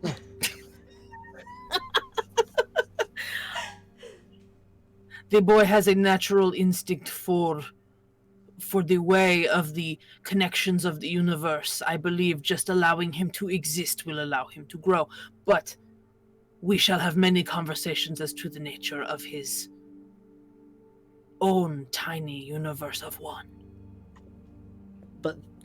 But Her Majesty said that we could be heroes, and I want to sign up for that one. Oh, well, Gura can teach you that too. I mean, two birds, one stone, right?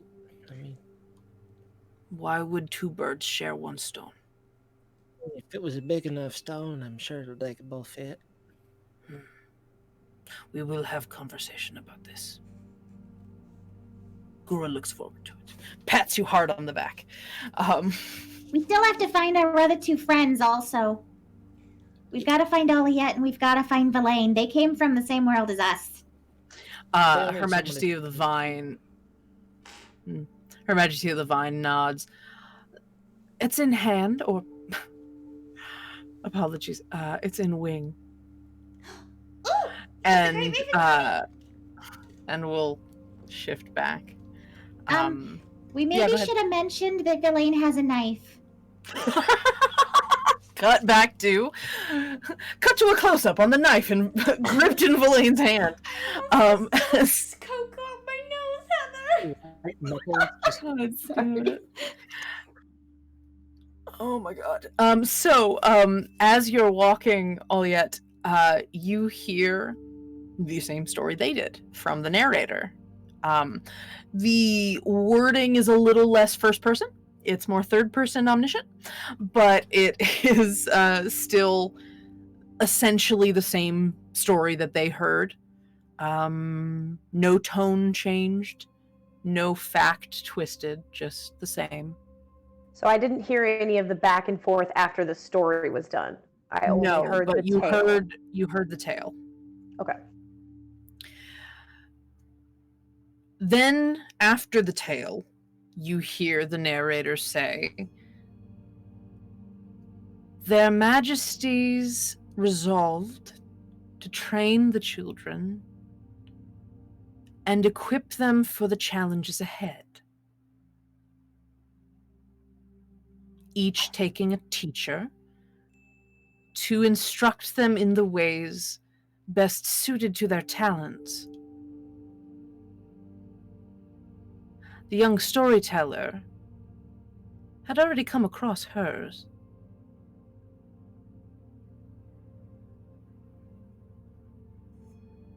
I think I probably, hearing the mention of the children directly, probably kind of like stumble a half step. Easy, and sticks. Careful. Okay. The concussion hasn't gone away. Concussion is still... Still concussed. So, still very concussed, but I think the concussion is telling us that our That is friends are not okay. a good... Sunshine, that is not a good sentence. Okay. Would you rather me call it the voice in my head? Does that sound No. better to you? Okay, No. great. Okay, so the concussion said what? I think our friends are okay. It sounds like they're with their Majesties, I guess queens? Because they mention a lord, but he's gone or something. And I tried to relay bits and pieces Under without... breath. Yeah, Okay. yeah. Yeah, that's fine.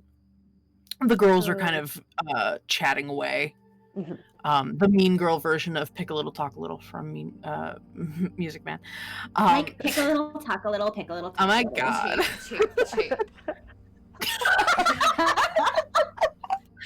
God, we're freaking nerds.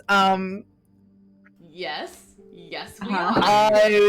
I adore all of you. Anyway,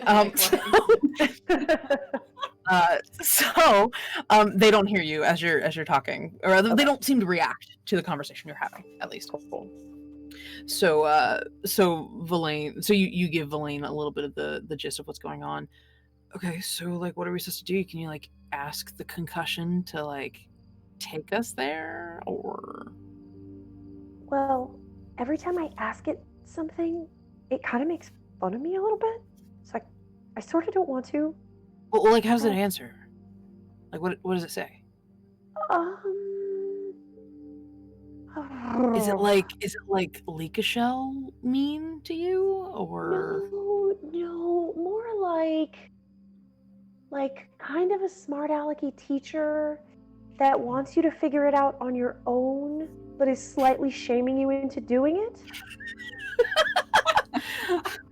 Where did you get my notes, Chris?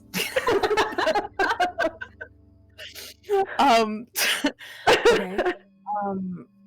But it's like But telling you a story, right? So yes. So, but the thing maybe. is, they said they were headed to this tower. I think that's probably where we should start. Okay, yeah, it's over there, and you turn. You're getting kind of close to it. So there's a little like diagonal you were moving, but you can step towards it. Okay, so we go to the tower. We find the other chuckleheads, and we figure out what the hell we're doing. Come heroes. Oh, yeah, heroes / straight A students, and everything's gonna be fine. And back to normal. Straight A students are the real heroes. That was Angela. None of the mean girls. That was definitely me. God, it's gonna be so hard to pull that voice now. You're just gonna think one of them is talking. Yeah. I was like, oh no. Yeah, right. Mara's behind you. So you start heading. You tell the girls that you're gonna head towards the tower. And they're down to like, oh yeah, that looks really cool. Sure, we'll go check that out. And you start heading in that direction through sort of tall pines in like almost like a thin wall. You have to walk through them. There may be like, it's like maybe a quarter of a mile to go through. And you start hearing a noise as you're stepping through there. In the distance, you hear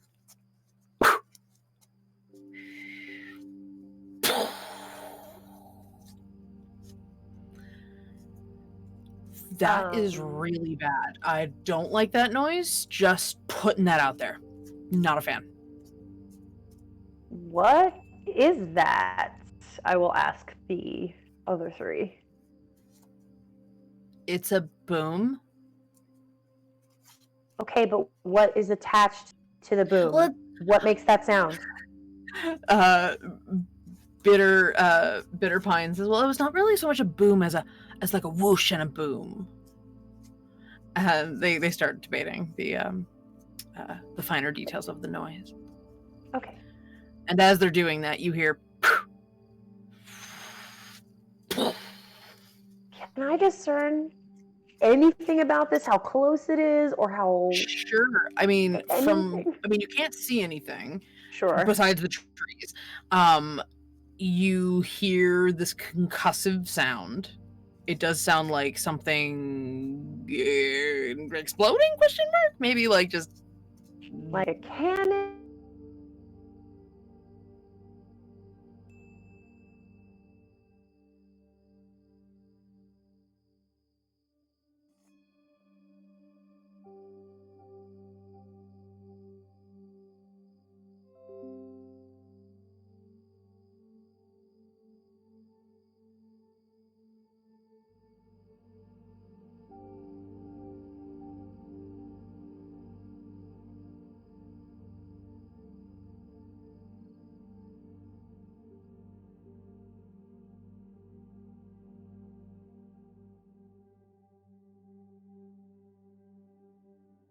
terrible. I'm stopping. That's the worst thing I've ever said in my life.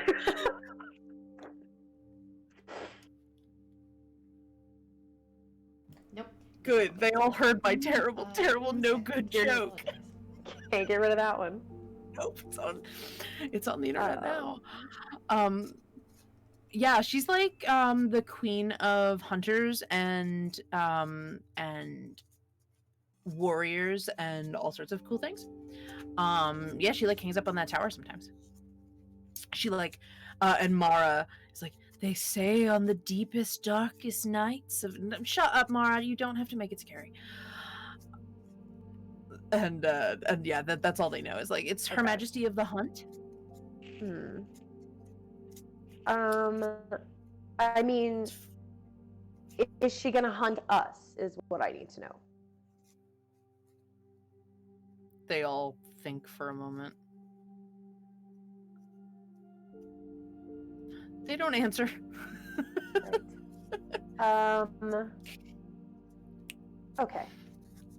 Despite the fact that I'm a total snack, I am not looking to be on anyone's menu this evening, so You maybe we hear should a find another cough. way in. You hear a supremely surprised cough from beside you. Isn't that what I'm supposed to say? I'm doing my best here. It's fine. Anyway, I think we should find another way in.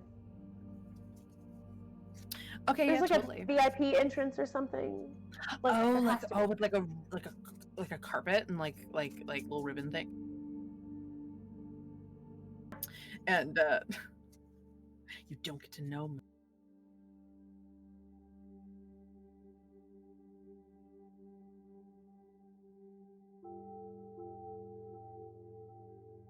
Of the trees, and touches one of the trees, and like her hands take root in the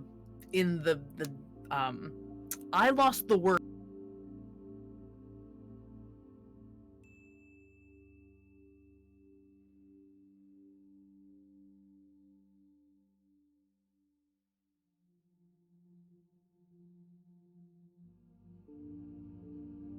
So so I apologize. I think I've got it back up and running. I think we might be back now, folks. Can you confirm in chat for me? I am so very sorry. I did not mean for. I thought I had them fully charged. Apparently they were not. Oops, sounds out again. Okay, 1 second. Okay. Excellent.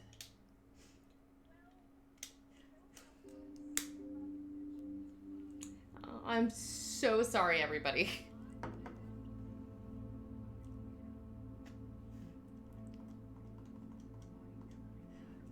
Okay, they cannot hear you, they can just hear me. So let me figure that out. Let's try it now. Did that work? How about now? Can you hear us now? Can you hear me? Can you Not hear me being now? self-aggrandizing.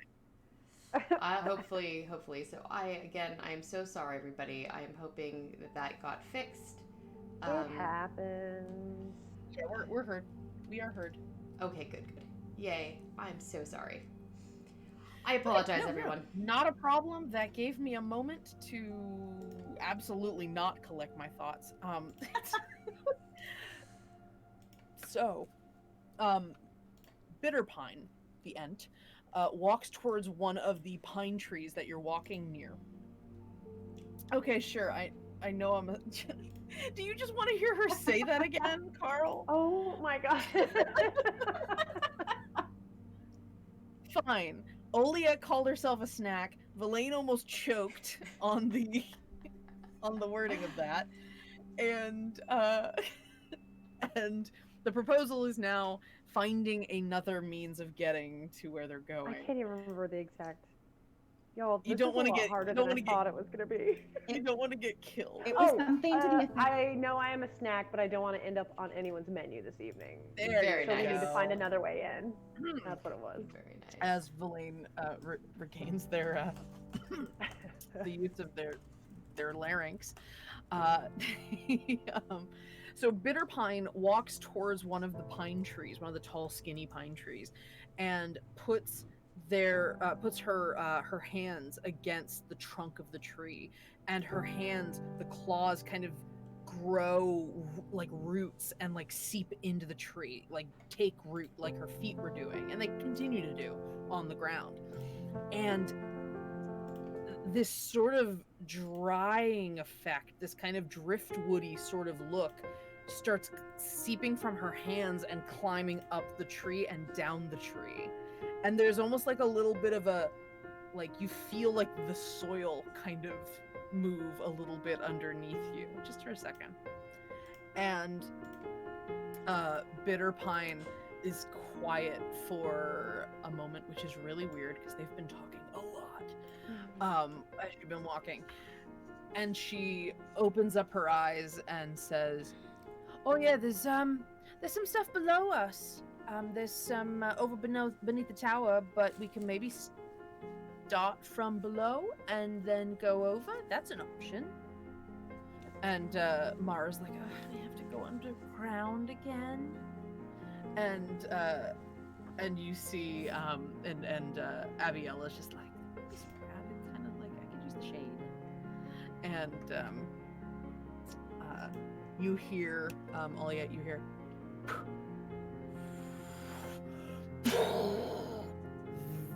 uncomfortably close.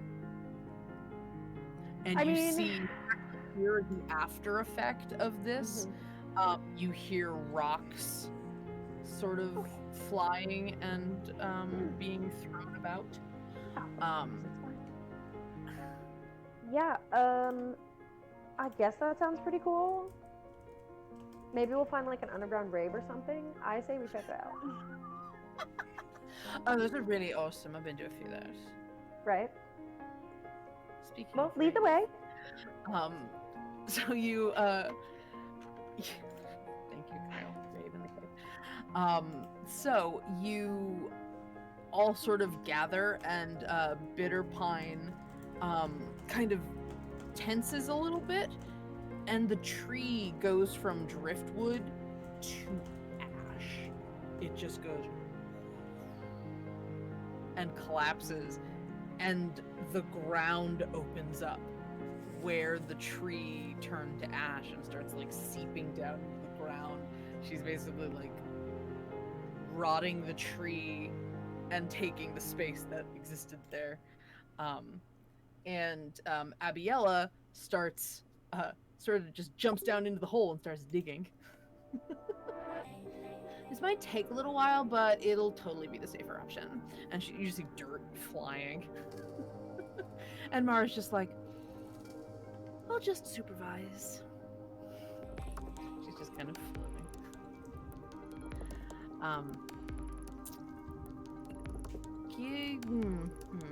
You hear another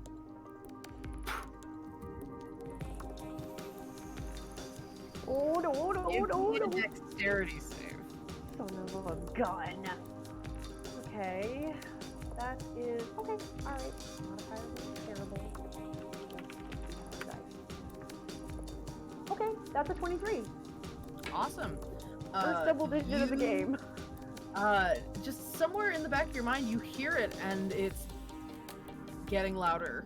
That whir is now a whistle, and that whistle becomes a little bit of a roar, and you realize a split second before it happens, you hear trees starting to like rustle, and you grab Villain and dash to the side as a massive, like a tree or something huge hits the ground like it's been projectile shot into the ground, and dirt and rock go everywhere, and you just like all duck away from the debris of this impact. And Bitter Pine is just kind of like arm up, and rocks kind of bounce off her, and you hear "Hey!" from Abiella down in the hole as dirt flies into the hole, and Mara just kind of glances, and like a rock goes through her head. Of course. That was really weird. Okay, let's get out of here, and I'm going to try to get down, follow Abiella, and just go down there. Sure. You leap down into the hole, and Villain leaps down, and you're about 6 feet down.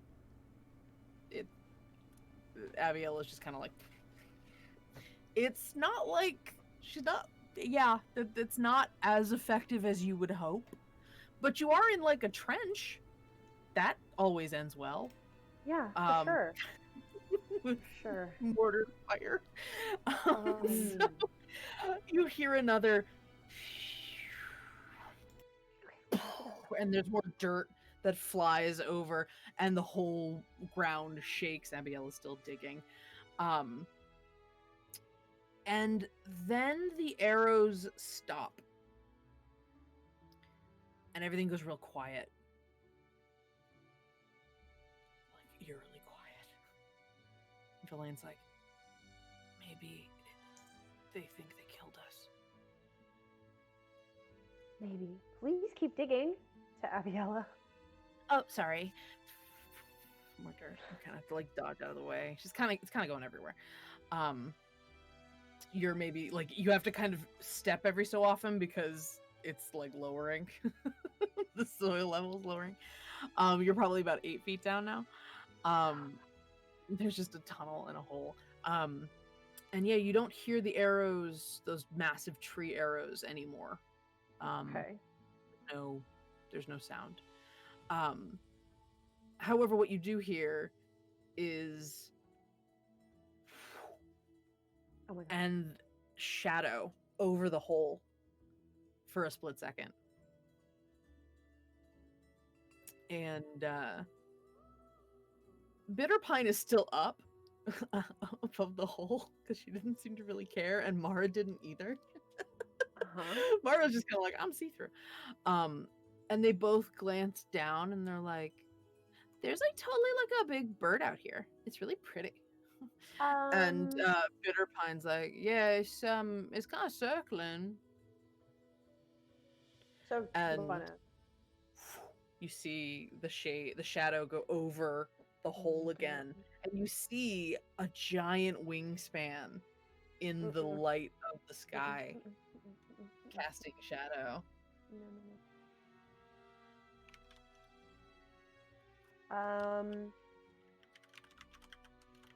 In my head, I want to be like, I'm very sorry, Mr. Concussion thing. What is happening right now? Are you able to help with this? Because you help with a lot of things. Young storyteller never did ask the narrator's pronouns. Okay, fine. You know that I'm talking to you. Help me out. The young storyteller needed only be patient and perhaps look above rather than below for the answer to her problem. And you see the over the hole again. Bitter Pine, what does that bird look like? It's a big black bird. Have you seen it before? I mean, yeah, it's the giant black bird. The bird? Okay. Mara's like, yeah, totally. It likes to fly around all the time. Don't know much about it, though. Right. Abiella kind of perks up. Her ears kind of perk up. Bird? Oh. Does it like talk? I've never gotten close enough to ask. Well, and Bitterpine's like, well, I talk, so maybe? Right. Maybe can you like call it and see if it could like give us a ride? Mara's like, I don't really know its name. I'm not sure how to do that. Well, don't call it Mister until you're sure. I can tell you that.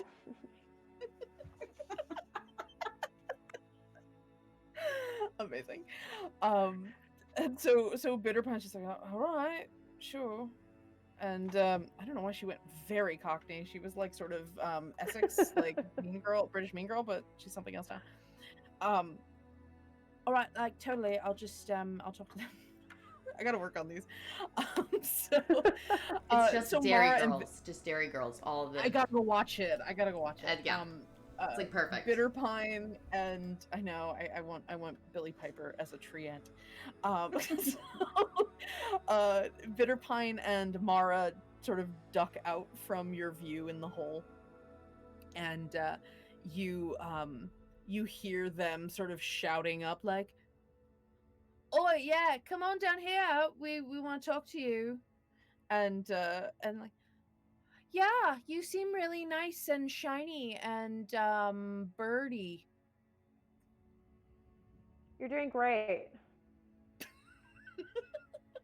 And Villain has oddly gotten comfortable leaning against the wall of the tunnel of the hole, and you just hear them sort of like scoff and smirk at the ground.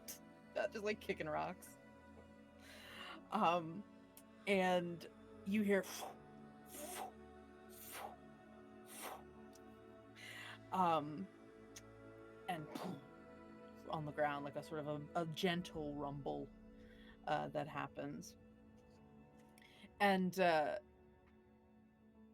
the sun is blotted out from the hole as a massive raven's face peeks down the hole at you. Huge beak. Thing is like head the size of a frickin' like lazy boy chair. Oh my god. And it kind of peeks. Abiella goes like a starfish. Like, and slowly tries to push some dirt over herself. And the raven looks down into the hole at you, blinking eyes, head sort of twisting a little bit. Not a little unlike Lucashell, but you try not to think about that. And then it speaks, this deep, resonant, like almost like beautiful voice. I believe I've been told to come seek you. Are you the one I get that a lot. She takes a moment. Would you be Oliette and Verlaine, I believe? And Verlaine's like, Maybe.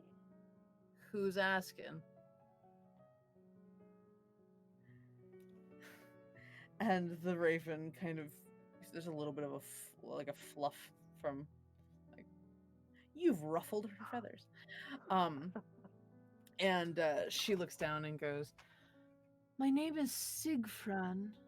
I am of Her Majesty of the Vines, private court. I was to retrieve you, but unless you don't want to see your friends, I can leave you in the hole.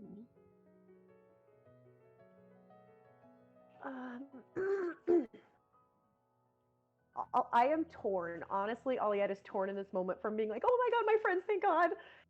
Mm-hmm. But doesn't want to blow it. Sure. This has been going so well. This act has been going so well. I'll just say, I told you I was a big deal. I guess you can take us. And very good. Allow it. And the raven sticks its head into the hole. Oh, I'm dying. And Abiel is just like, I'm dying. Like a claw machine grabs the front of Abiella's dress and just slowly lifts her up. Remember me? and ducks out of view as the raven, and you hear Witness me! Yeah, pretty much. You just hear a little oof as she's dropped down onto the ground, presumably. And the raven comes back and says, anyone else, or are you capable of getting up? I'll nudge Verlaine. Go. Oh my god. Yeah. Right. And the raven's feet just comes down. He's like, oh my god. And as Verlaine looks down at the ground, the beak just grabs him by the scruff and picks him up out of the hole. Just like on his way out, or on their way out. You see, they're staring down at you, just like, it's okay. As they're getting pulled out. And yeah, so you are now the only one in the hole about 8 feet down.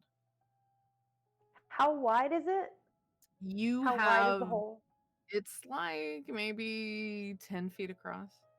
It was a big tree. I am going to use my wings so I can look cool. So yeah, coming out of this hole by myself. Mm-hmm. You bump the sides a little bit with your wings. But you do, without having to carry someone, you have no trouble like leaping into the air a little bit and catching some wind and perfect. And hopping down. It's not like a diving into the air sort of thing, but you are sort of like, you get up and you're standing there, and the three girls are there, and they're like, "That was so cool." Valaine's just brushing off their coat. Okay, so what do we do now? I'm to deliver you, the Raven said, to the courts of their Majesties. That's where your friends are. They were very concerned, though it seems that they needn't be. And, like, kind of confusedly looks at the three girls and then back at you two.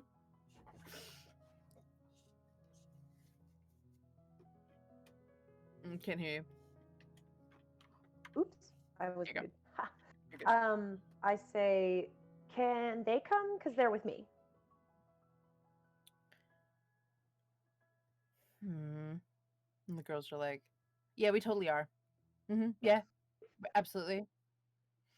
And Honestly, she's a ghost. She weighs like nothing. I'm like a little bit jealous. and Bar's just like, oh my god, you're so nice. And Sigfrin, the Raven, says, I suppose they could. Can you not travel to Her Majesty of the Folk? Oh, that's where they are? Oh yeah, well totally. We'll just meet you there. It's like nothing.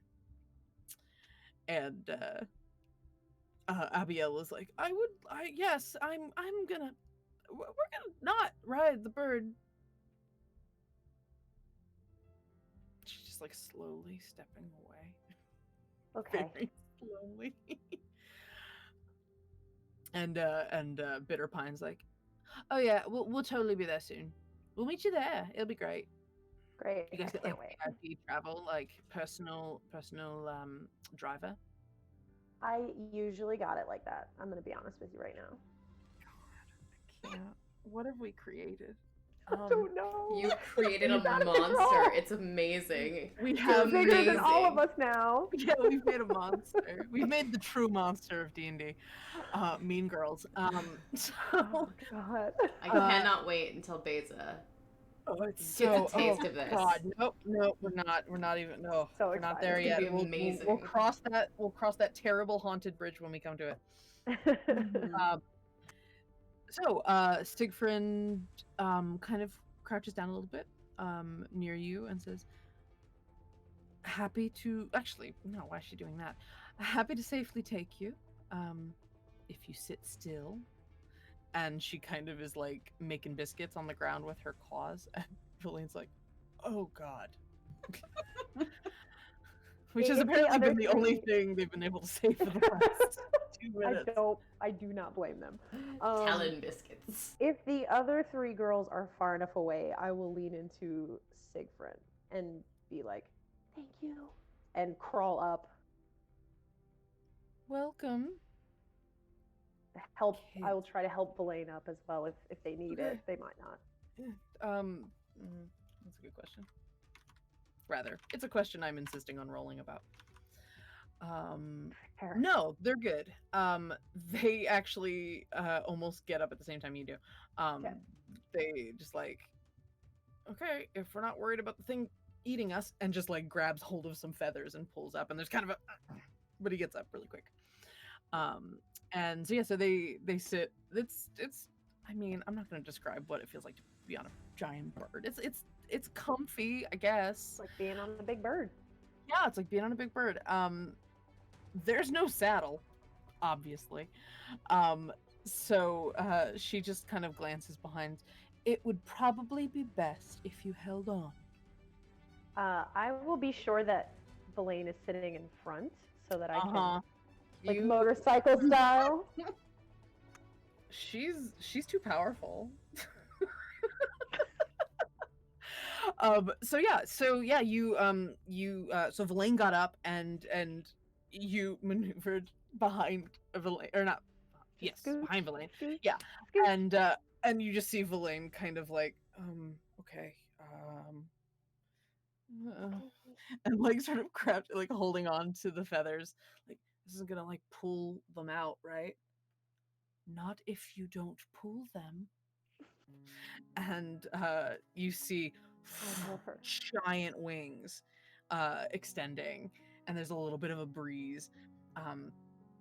And you holding onto Villain holding onto the bird feathers as you feel the sudden lift off from the ground as Siegfried flies.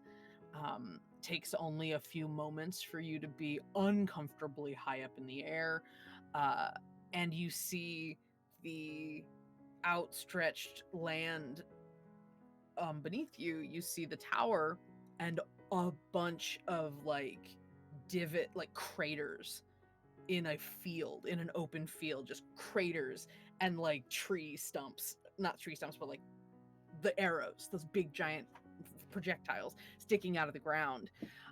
As Siegfried takes off, the tower seems to be empty. There's nothing there. There's no one like shooting at you, which is great. No one's shooting. But on the roof of the tower, you do see a stack of these giant projectiles. No, well, pun intended, I guess. And Siegfried, or not Siegfried, is flying away from the tower and away from the mountains and towards a almost like an autumnal colored forest in the near distance. And it only takes a few minutes. I mean, she's got quite the speed on her for how huge and powerful she is. And it's just loud. It's just wind. And you can't hear anything. Like, Villain might be shouting, "Oh my god, oh my god." But you can't hear anything. You kind of just like feel the motion of lung capacity. Could be hyperventilating, could be yelling. It's hard to tell. But in your head, clear as day, not at all bothered by the wind outside, you hear the narrator again. The young storyteller would do well to heed further advice from her mentor.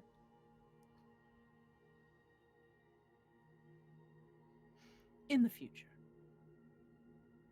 Seeing how well it turns out for her this time. I think I instinctively open my mouth to respond, and immediately I'm like, "Whoa!" Can't. But I think internally, just kind of. So, concussion to mentor. Just trying to track this. The young storyteller is learning. Okay, I'm just gonna roll with it, because if I don't, I might die. So fine, that's fine. We're just gonna go with it. If the mentor is in fact a concussion, you'll die either way. Comforting. Narrator's got some sass. So everyone in my world has some sass. It's my favorite thing. So you fly off, and you end up being taken across a massive maze, like a labyrinth, you see, made out of, as you get closer to the ground, it seems to be made out of like corn. Bizarre. And there's a bunch of little dots of people walking around, and as you get closer, those are all Minotaur walking around, just living their lives inside this giant maze. This maze is huge, sprawling. It's like a city.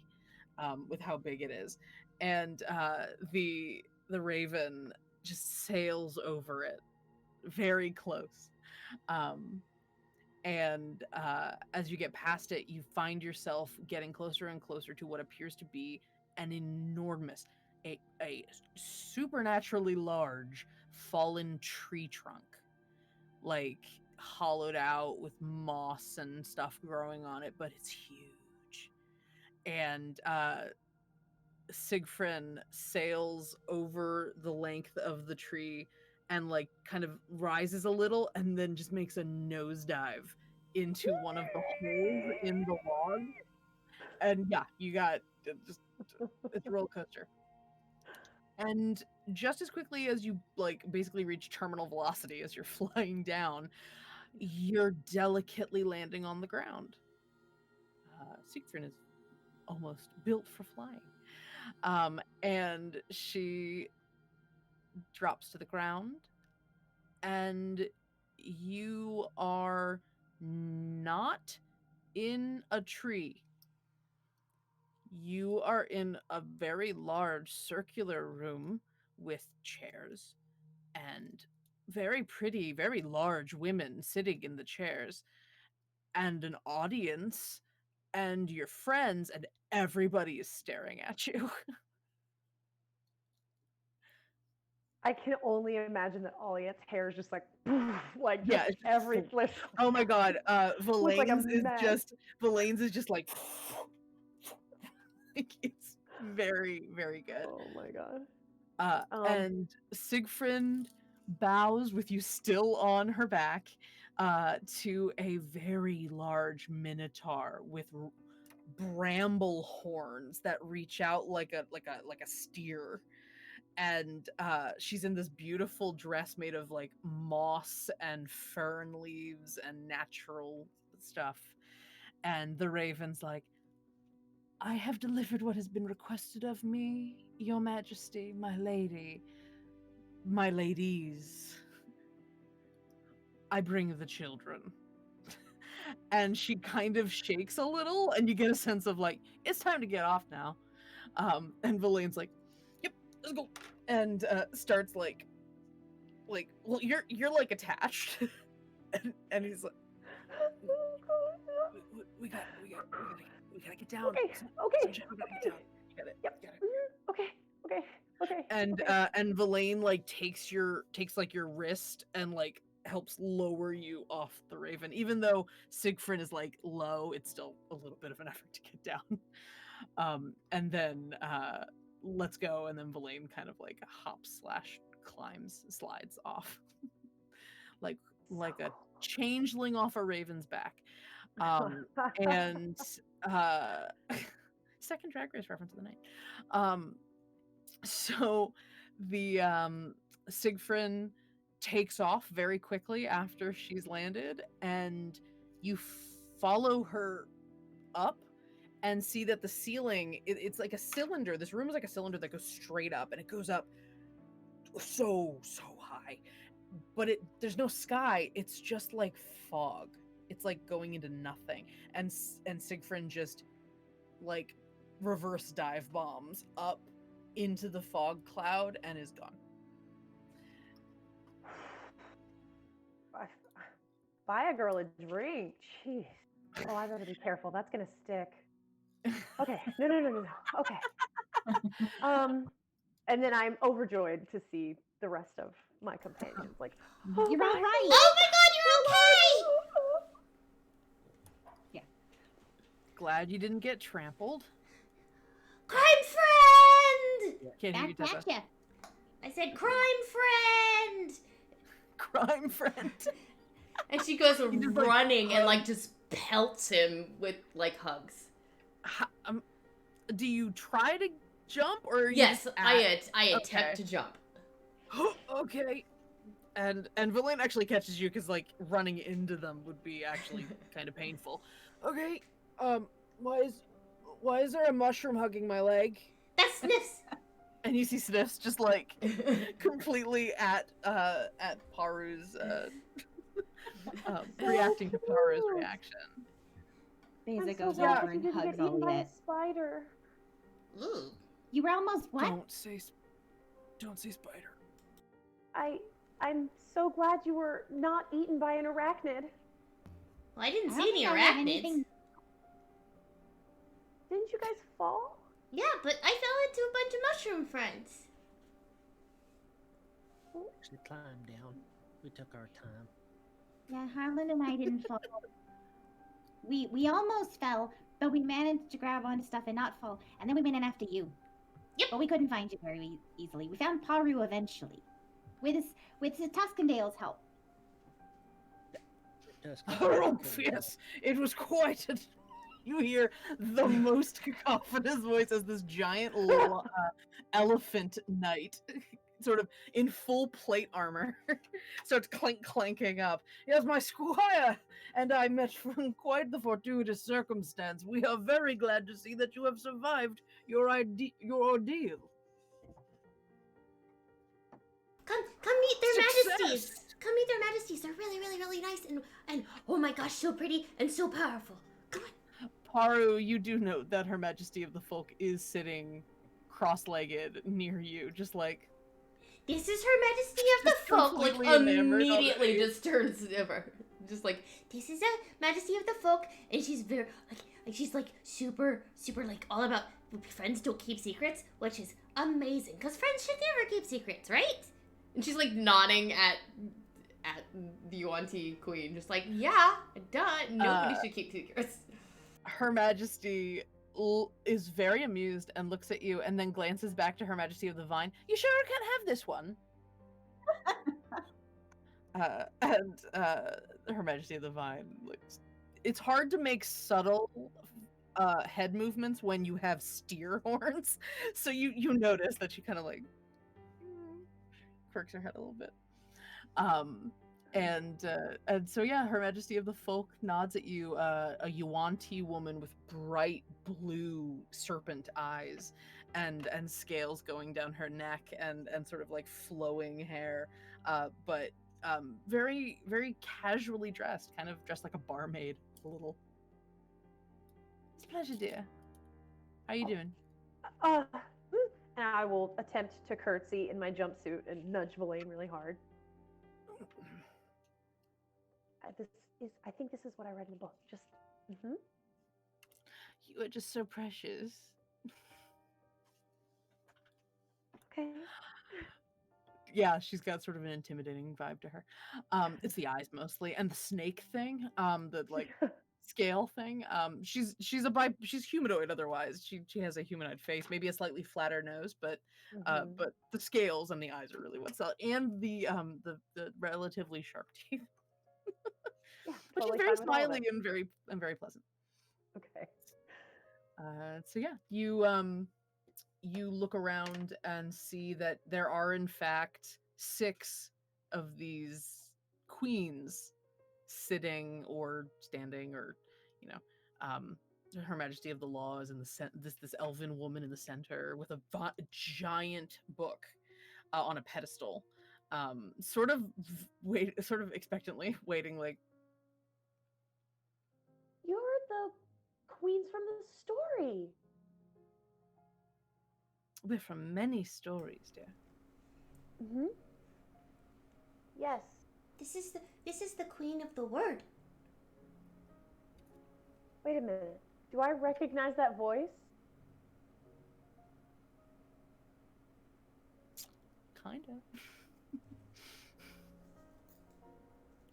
It's an absolute pleasure to meet you, dear. And she Elaine. walks towards you. As she walks towards you, this woman is like 9 feet tall. And as she walks towards you, it seems less and less and less, and then she's only merely 6 feet tall.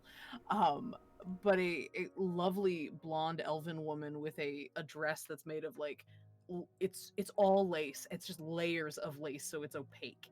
And she's like wearing a fucking wedding gown. It's gorgeous. I love her. And she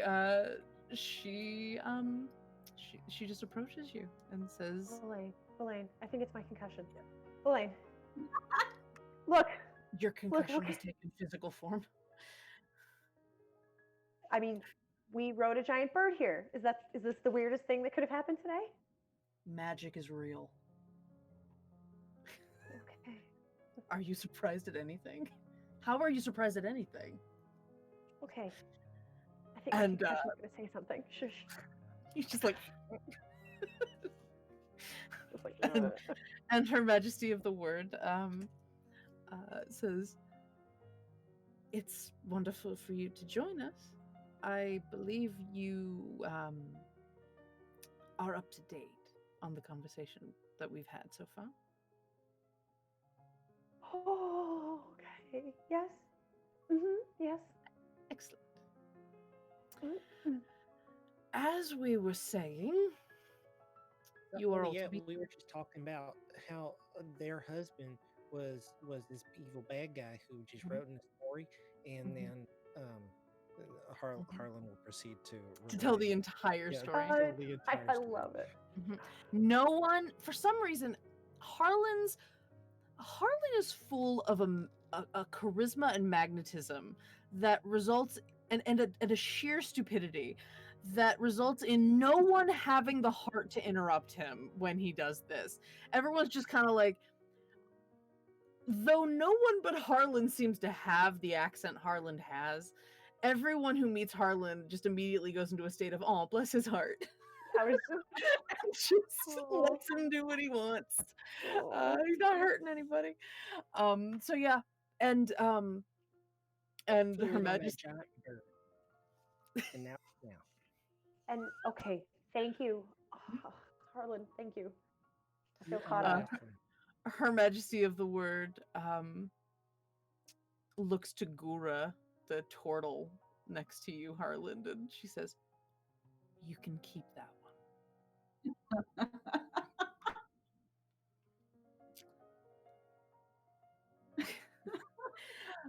And so there's kind of a hubbub, like the people around the theater. At this point, you do realize that there are a lot of people watching you all, like every kind of shape and size of person and things you didn't know could be people, like mushrooms and I mean, you knew trees could be people, and there's just like a mix, and you do see sort of off in the corner standing, and there's like a little bit of smoke rising from an ent and a ghost and a little rat girl smoking in the corner like they're too cool for sitting in the bleachers.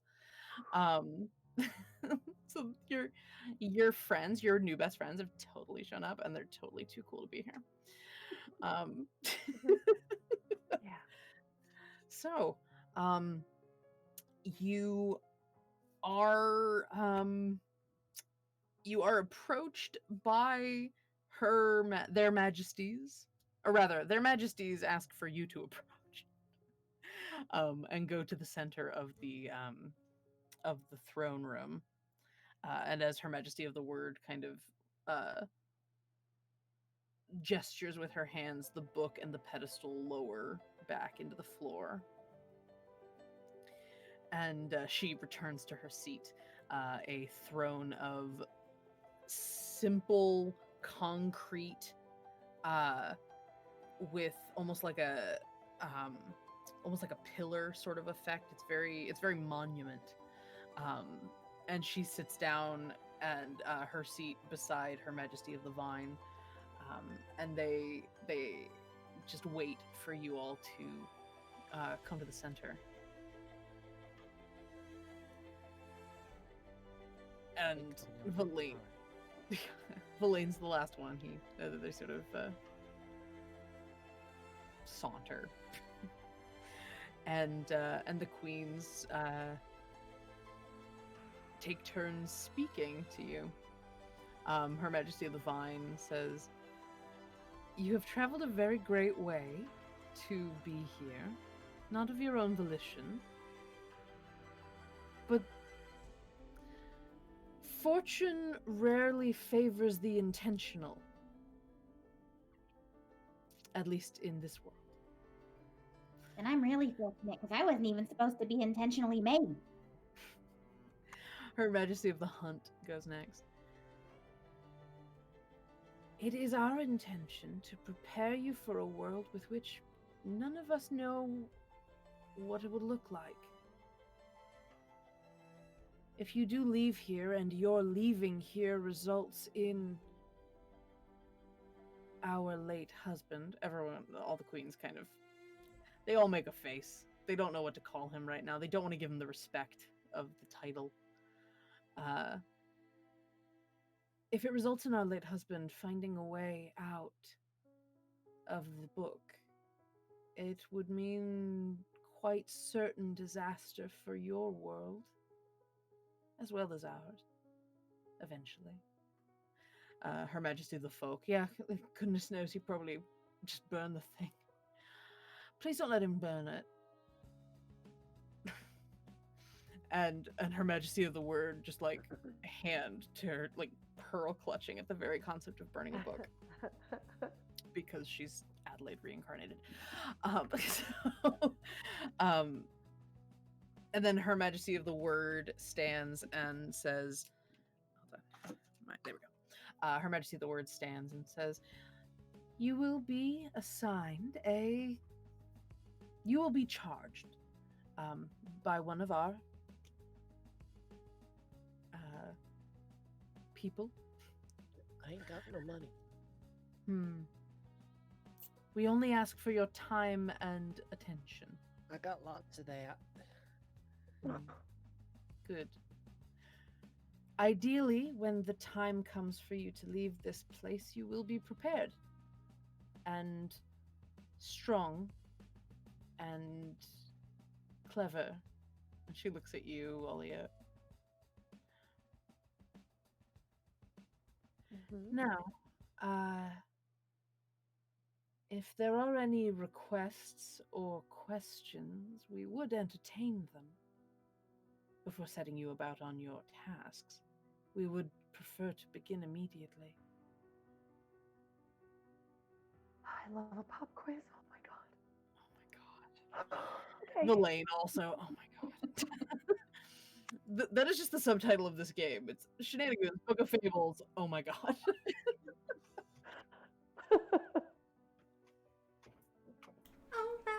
Oh my god, you guys. Olean is gonna win a prize.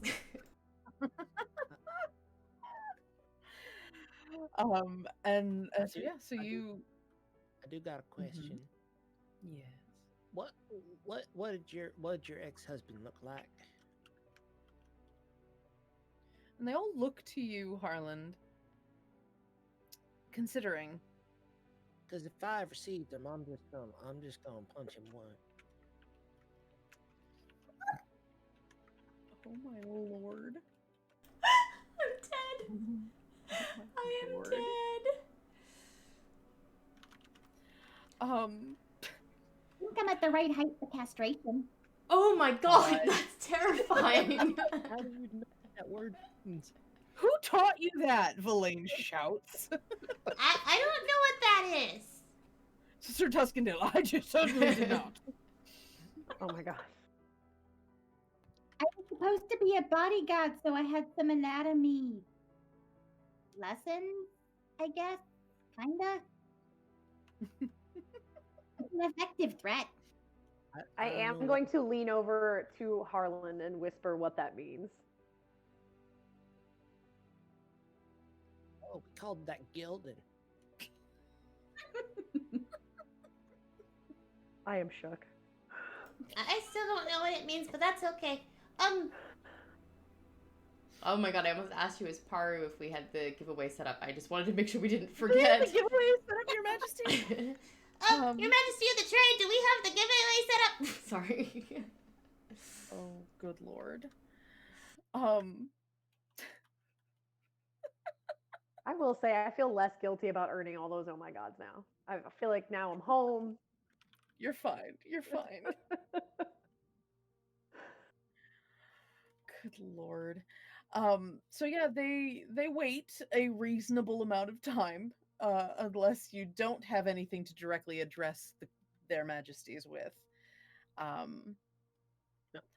Harlan is curious. Like he wants to know what he Oh, looks like. sorry. I completely forgot that was a question you asked. Sorry. So you asked this question. And all the queens look to you, Harlan, and they're thinking like really hard.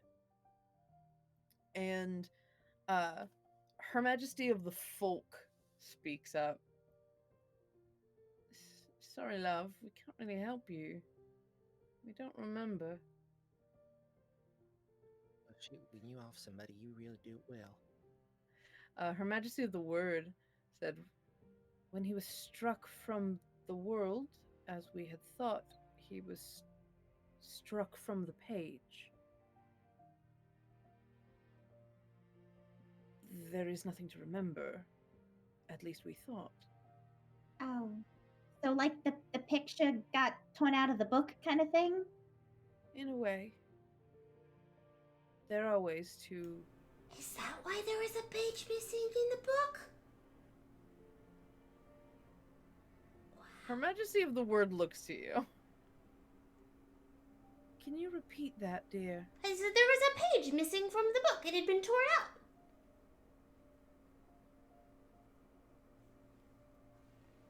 I suppose that could be the way it manifests in your world. It is quite unusual for me to not know the answer to something.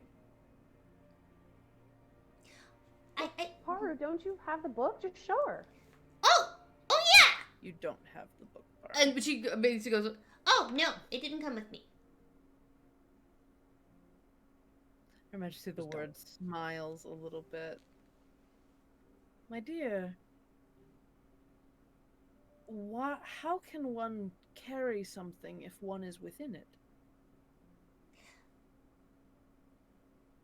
That sounds like a Gorak question.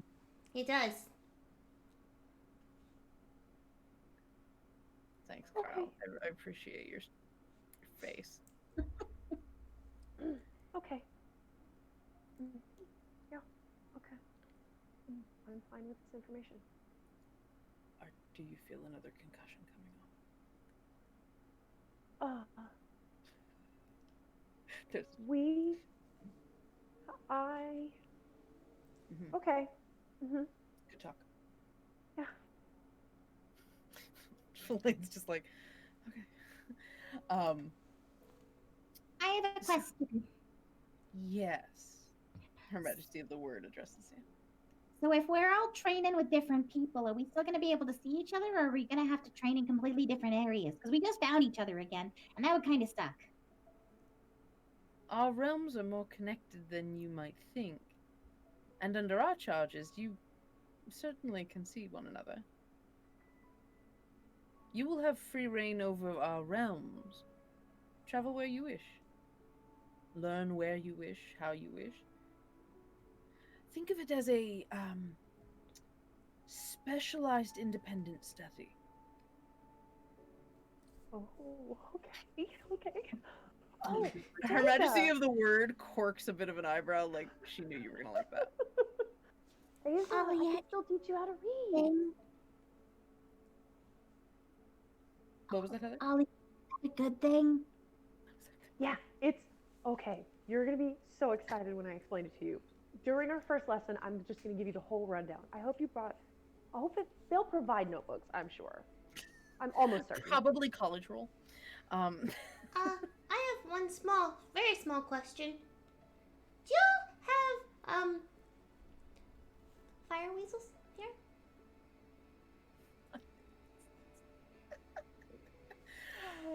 You hear a voice behind you that you hadn't actually heard speak up yet.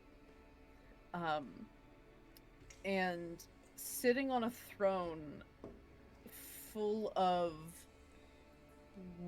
almost like made of water, like rushing white capped waves on the arms, just sort of perpetually moving, and like different curves in the throne, just sort of a perpetual wave motion. You see seated a Triton woman.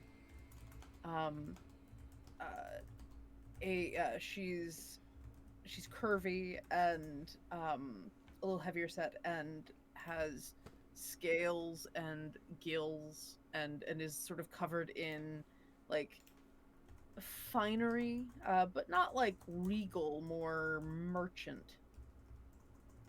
And she puts her hands on her lap and looks down at you, Paru, and says, I'm certain we could ascertain the location of one for you. If you would give me the time and the deals to make, I will I can see what I can do. Oh, that's exciting.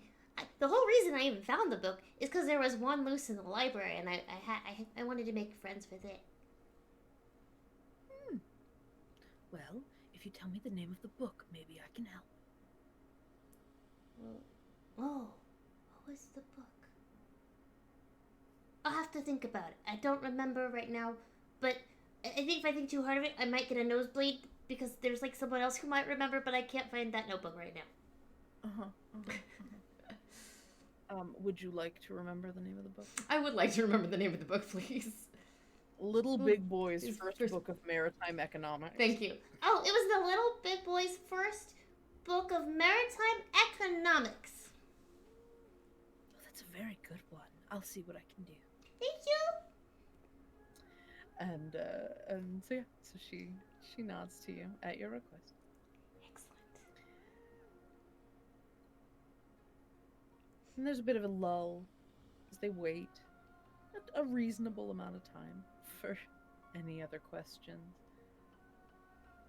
And Her Majesty of the Word nods and says, well then, very well, I believe we have come to the conclusion of our Queen's moot. She's amusing herself. You may go. She looks out to the audience, and they all start getting up. and Her Majesty of the folks like, don't forget, the potluck is over at my place in 2 hours. You bring enough for everyone. And she's like eyeballing. She's like, you know you need to be bringing that extra kale. Go for it. Yeah. And she's like, she's very tavern wench. And you're sort of left there as the queens kind of mill about a little bit with each other, standing up and speaking to each other a little bit. And you're sort of like a little bit of an afterthought, as there's clearly some conversations happening. Right. So when do we get started? Can we get those notebooks? Please? And I'll curtsy again. Oh my I god. get one too. I can. We're gonna fade from there. That's just a really good spot to fade.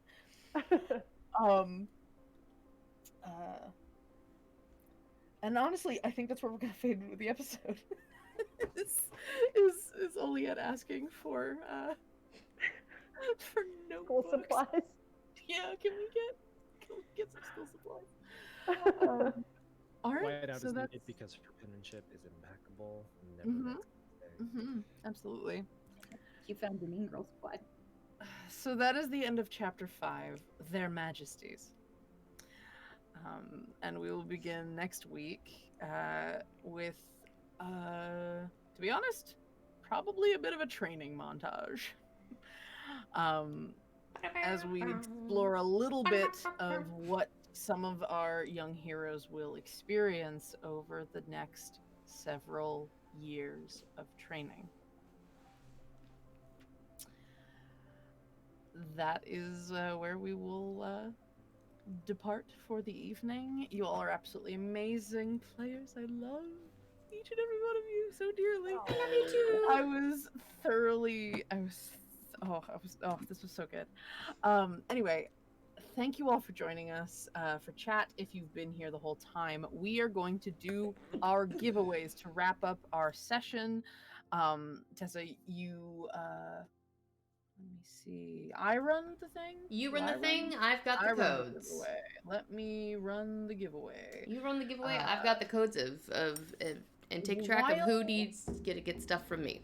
Yes. While I am setting up the giveaway, can someone please take point and do a little bit of a wrap up of who we are, where you can find us, what our schedule is.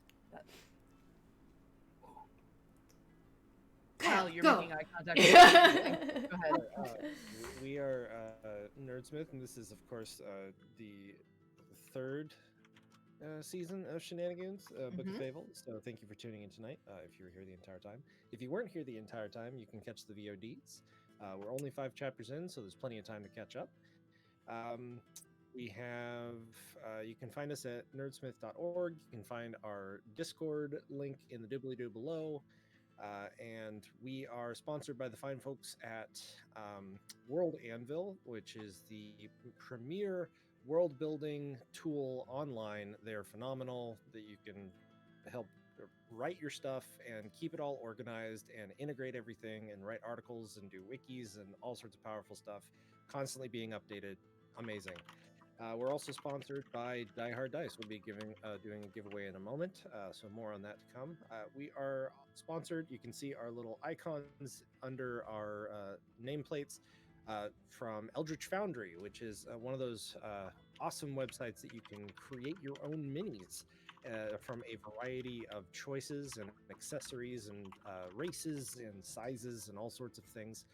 They have neat things that you can use for digital maps, and you can also buy an actual figurine from them. So be sure to check them out at eldritch-foundry.com. .com? Is it com? Or org? Com. Okay, com. Yeah, okay, good. We also are sponsored by Die Hard Dice. The fine people over there have given us the opportunity to do 3 giveaways this evening, and our coupon code is Nerdsmith-NOV, as in Nerdsmith-November, which you can use for 15% off of an order at Die Hard Dice. There's also special the Pegasus set. There's special sets that are going to be, every purchase of these sets get a set donated to after school programs, youth that are in need of help in, I am losing words. Underprivileged communities. Thank you. In underprivileged communities to help with education programs, helping them use D&D for hanging out in social environments. And All right, our raffle. Oh, yeah, I'm so sorry. No, you're good. I was just running out of steam. All right, everybody, fine. our raffle is live. If you want to participate, you use !raffle, and you will get a ticket in the raffle, and we will pool for our $50 Die Hard Dice giveaway. Chris, you should enter that because your dice need some help. Yeah, give a go. I love you. I'm just teasing. I just came here to have a good time. So, but that's not a bad idea. Sometimes the dice tell a story, and it's not the story you want to tell. Sometimes they tell stories for you. Sometimes it is the story you want to tell. I'll give some other people a chance. Yeah, so I hope that was a good session, everybody. Oh, it was very fun. Enjoyed I it. had fun. Okay, I am gonna enter because that was rough, and I can't. I just realized, I was like, that could have gone really poorly. Why not? I'll play. We will continue to have Die Hard Dice opportunities for things as our sponsorship continues with them. Yes. It will not look like this is the last time for this particular type of giveaway. We will have other giveaways in the future. Yes. So yeah, just a note, if you haven't already, please enter in, and we will. I think it's going to be closing soon. You got a minute. You got a minute and 15 seconds. Go, go, go. Put it in there. Go, go, go. Exclamation point raffle. So yeah, we are here every. Did you say what our time slots were? Nope. Yeah. So we are here. Yeah, okay. We're here every Tuesday night, 7 p.m. Pacific, 10 p.m. Eastern, here on We Are Nerdsmith on Twitch. If you follow us here on Twitch or on Twitter, you'll get heads up when we actually go live, so you don't miss any of our shows, including Wednesday, so tomorrow night. I am the host of Discover RPG, where I explore all the different ways that you can roll and play and game, I guess is the way you say that. So I've been playing a couple of video games lately that have some intrinsic narrative elements to them, some roleplay opportunities for you as a video game player. I also do some talks of different systems and things like that. I am also on TikTok, thanks mouse, where I do other nonsense roleplay stuff. And on Friday nights, we have Nerdsmith Sings Our Heart Out, where me and a few friends, whoever's in the mood, if the singing bug catches ya, you can watch us sing karaoke for charity. We are supporting the Bail Project, which is a nonprofit that works to reform or dismantle the cash for bail system in the U.S. justice system. It's a cause we very much believe in, and you can donate to that cause in exchange for you can request songs from our creators' set lists that we have curated. And that show is only going to be going on until January 1st because sadly Twitch Sings is shutting down. So it is the farewell tour for Nerdsmith Sings, and we are going to be singing till it's over. And then on Monday, Tessa? Yes, on Monday we will have the final episode of our Frostlands of Fenrillic 3-shot, celebrating the latest release from the Scarred Lands Onyx Path setting. And then the Monday after, I've been asked to do another one-shot, and it is going to be for their Kickstarter, which releases, I believe, tomorrow, Dead Man's Rust. So you will get a preview of some of the story that could happen in Dead Man's Rust the Monday after next, so December 7th at 7 p.m. And so I still have a couple openings for players for that one too. So if you are interested in playing, please hit me up on our Nerdsmith Discord. I think I have 2 spots out of 5 available, so please, or no, I have 3 out of my 5 spots currently available. So please hit me up on our Discord if you are interested in playing, and we'll work something out. All right. I'm super excited. Frosted Flakes of Fenrillic, yes. All right, so we are closing our raffle, and we will be picking our 3 winners. You'll be receiving a code for your $50 off Die Hard Dice. We will send it to you the easiest way. If it's Twitch, it's Twitch. If we have another way, we'll send it to you another way. Mm-hmm. Okay, so let's see who our 3 winners are. We'll go one. Well, we'll do all 3 of them actually. It's probably faster. Dum dum dum dum. Carl, Chris, Yay! and Courtney. Yay! Yay! Courtney and Carl both have been playing in my Frosted Flakes 3-shot. I'm so happy that they have won. I'm delighted. Wonderful. And Chris will be getting some, hopefully, more. Oh my gosh, the diehard gods have shined upon me this day. Mm-hmm. We'll try to get you some better luck. All right, everybody. Thank you so much for joining. I'm Angela. I'm your DM. These are our wonderful, beautiful, super talented, super funny, ridiculous players. Tessa, Kyle, Chris, and Heather. You can find more information about our network in general at nerdsmith.org, or follow us here or on Twitter, also at We Are Nerdsmith. And we will hopefully see you here next week for Chapter 6, which I'm calling tentatively Training Montage. Ooh. Or maybe intermission or something. I don't know. That's not a book term. Interlude? I'll come up with a name. Interlude. Maybe it's called interlude. We'll figure it out. So, you all please have a wonderful rest of your night. Get some sleep. Make good choices. Drink water. All that stuff. Have a safe and happy Thanksgiving for those of you who celebrate it. And we will see you here next week. And please, if you don't mind, do me a favor and be good to each other. All right. See you all next time. Bye-bye. Bye. To be continued.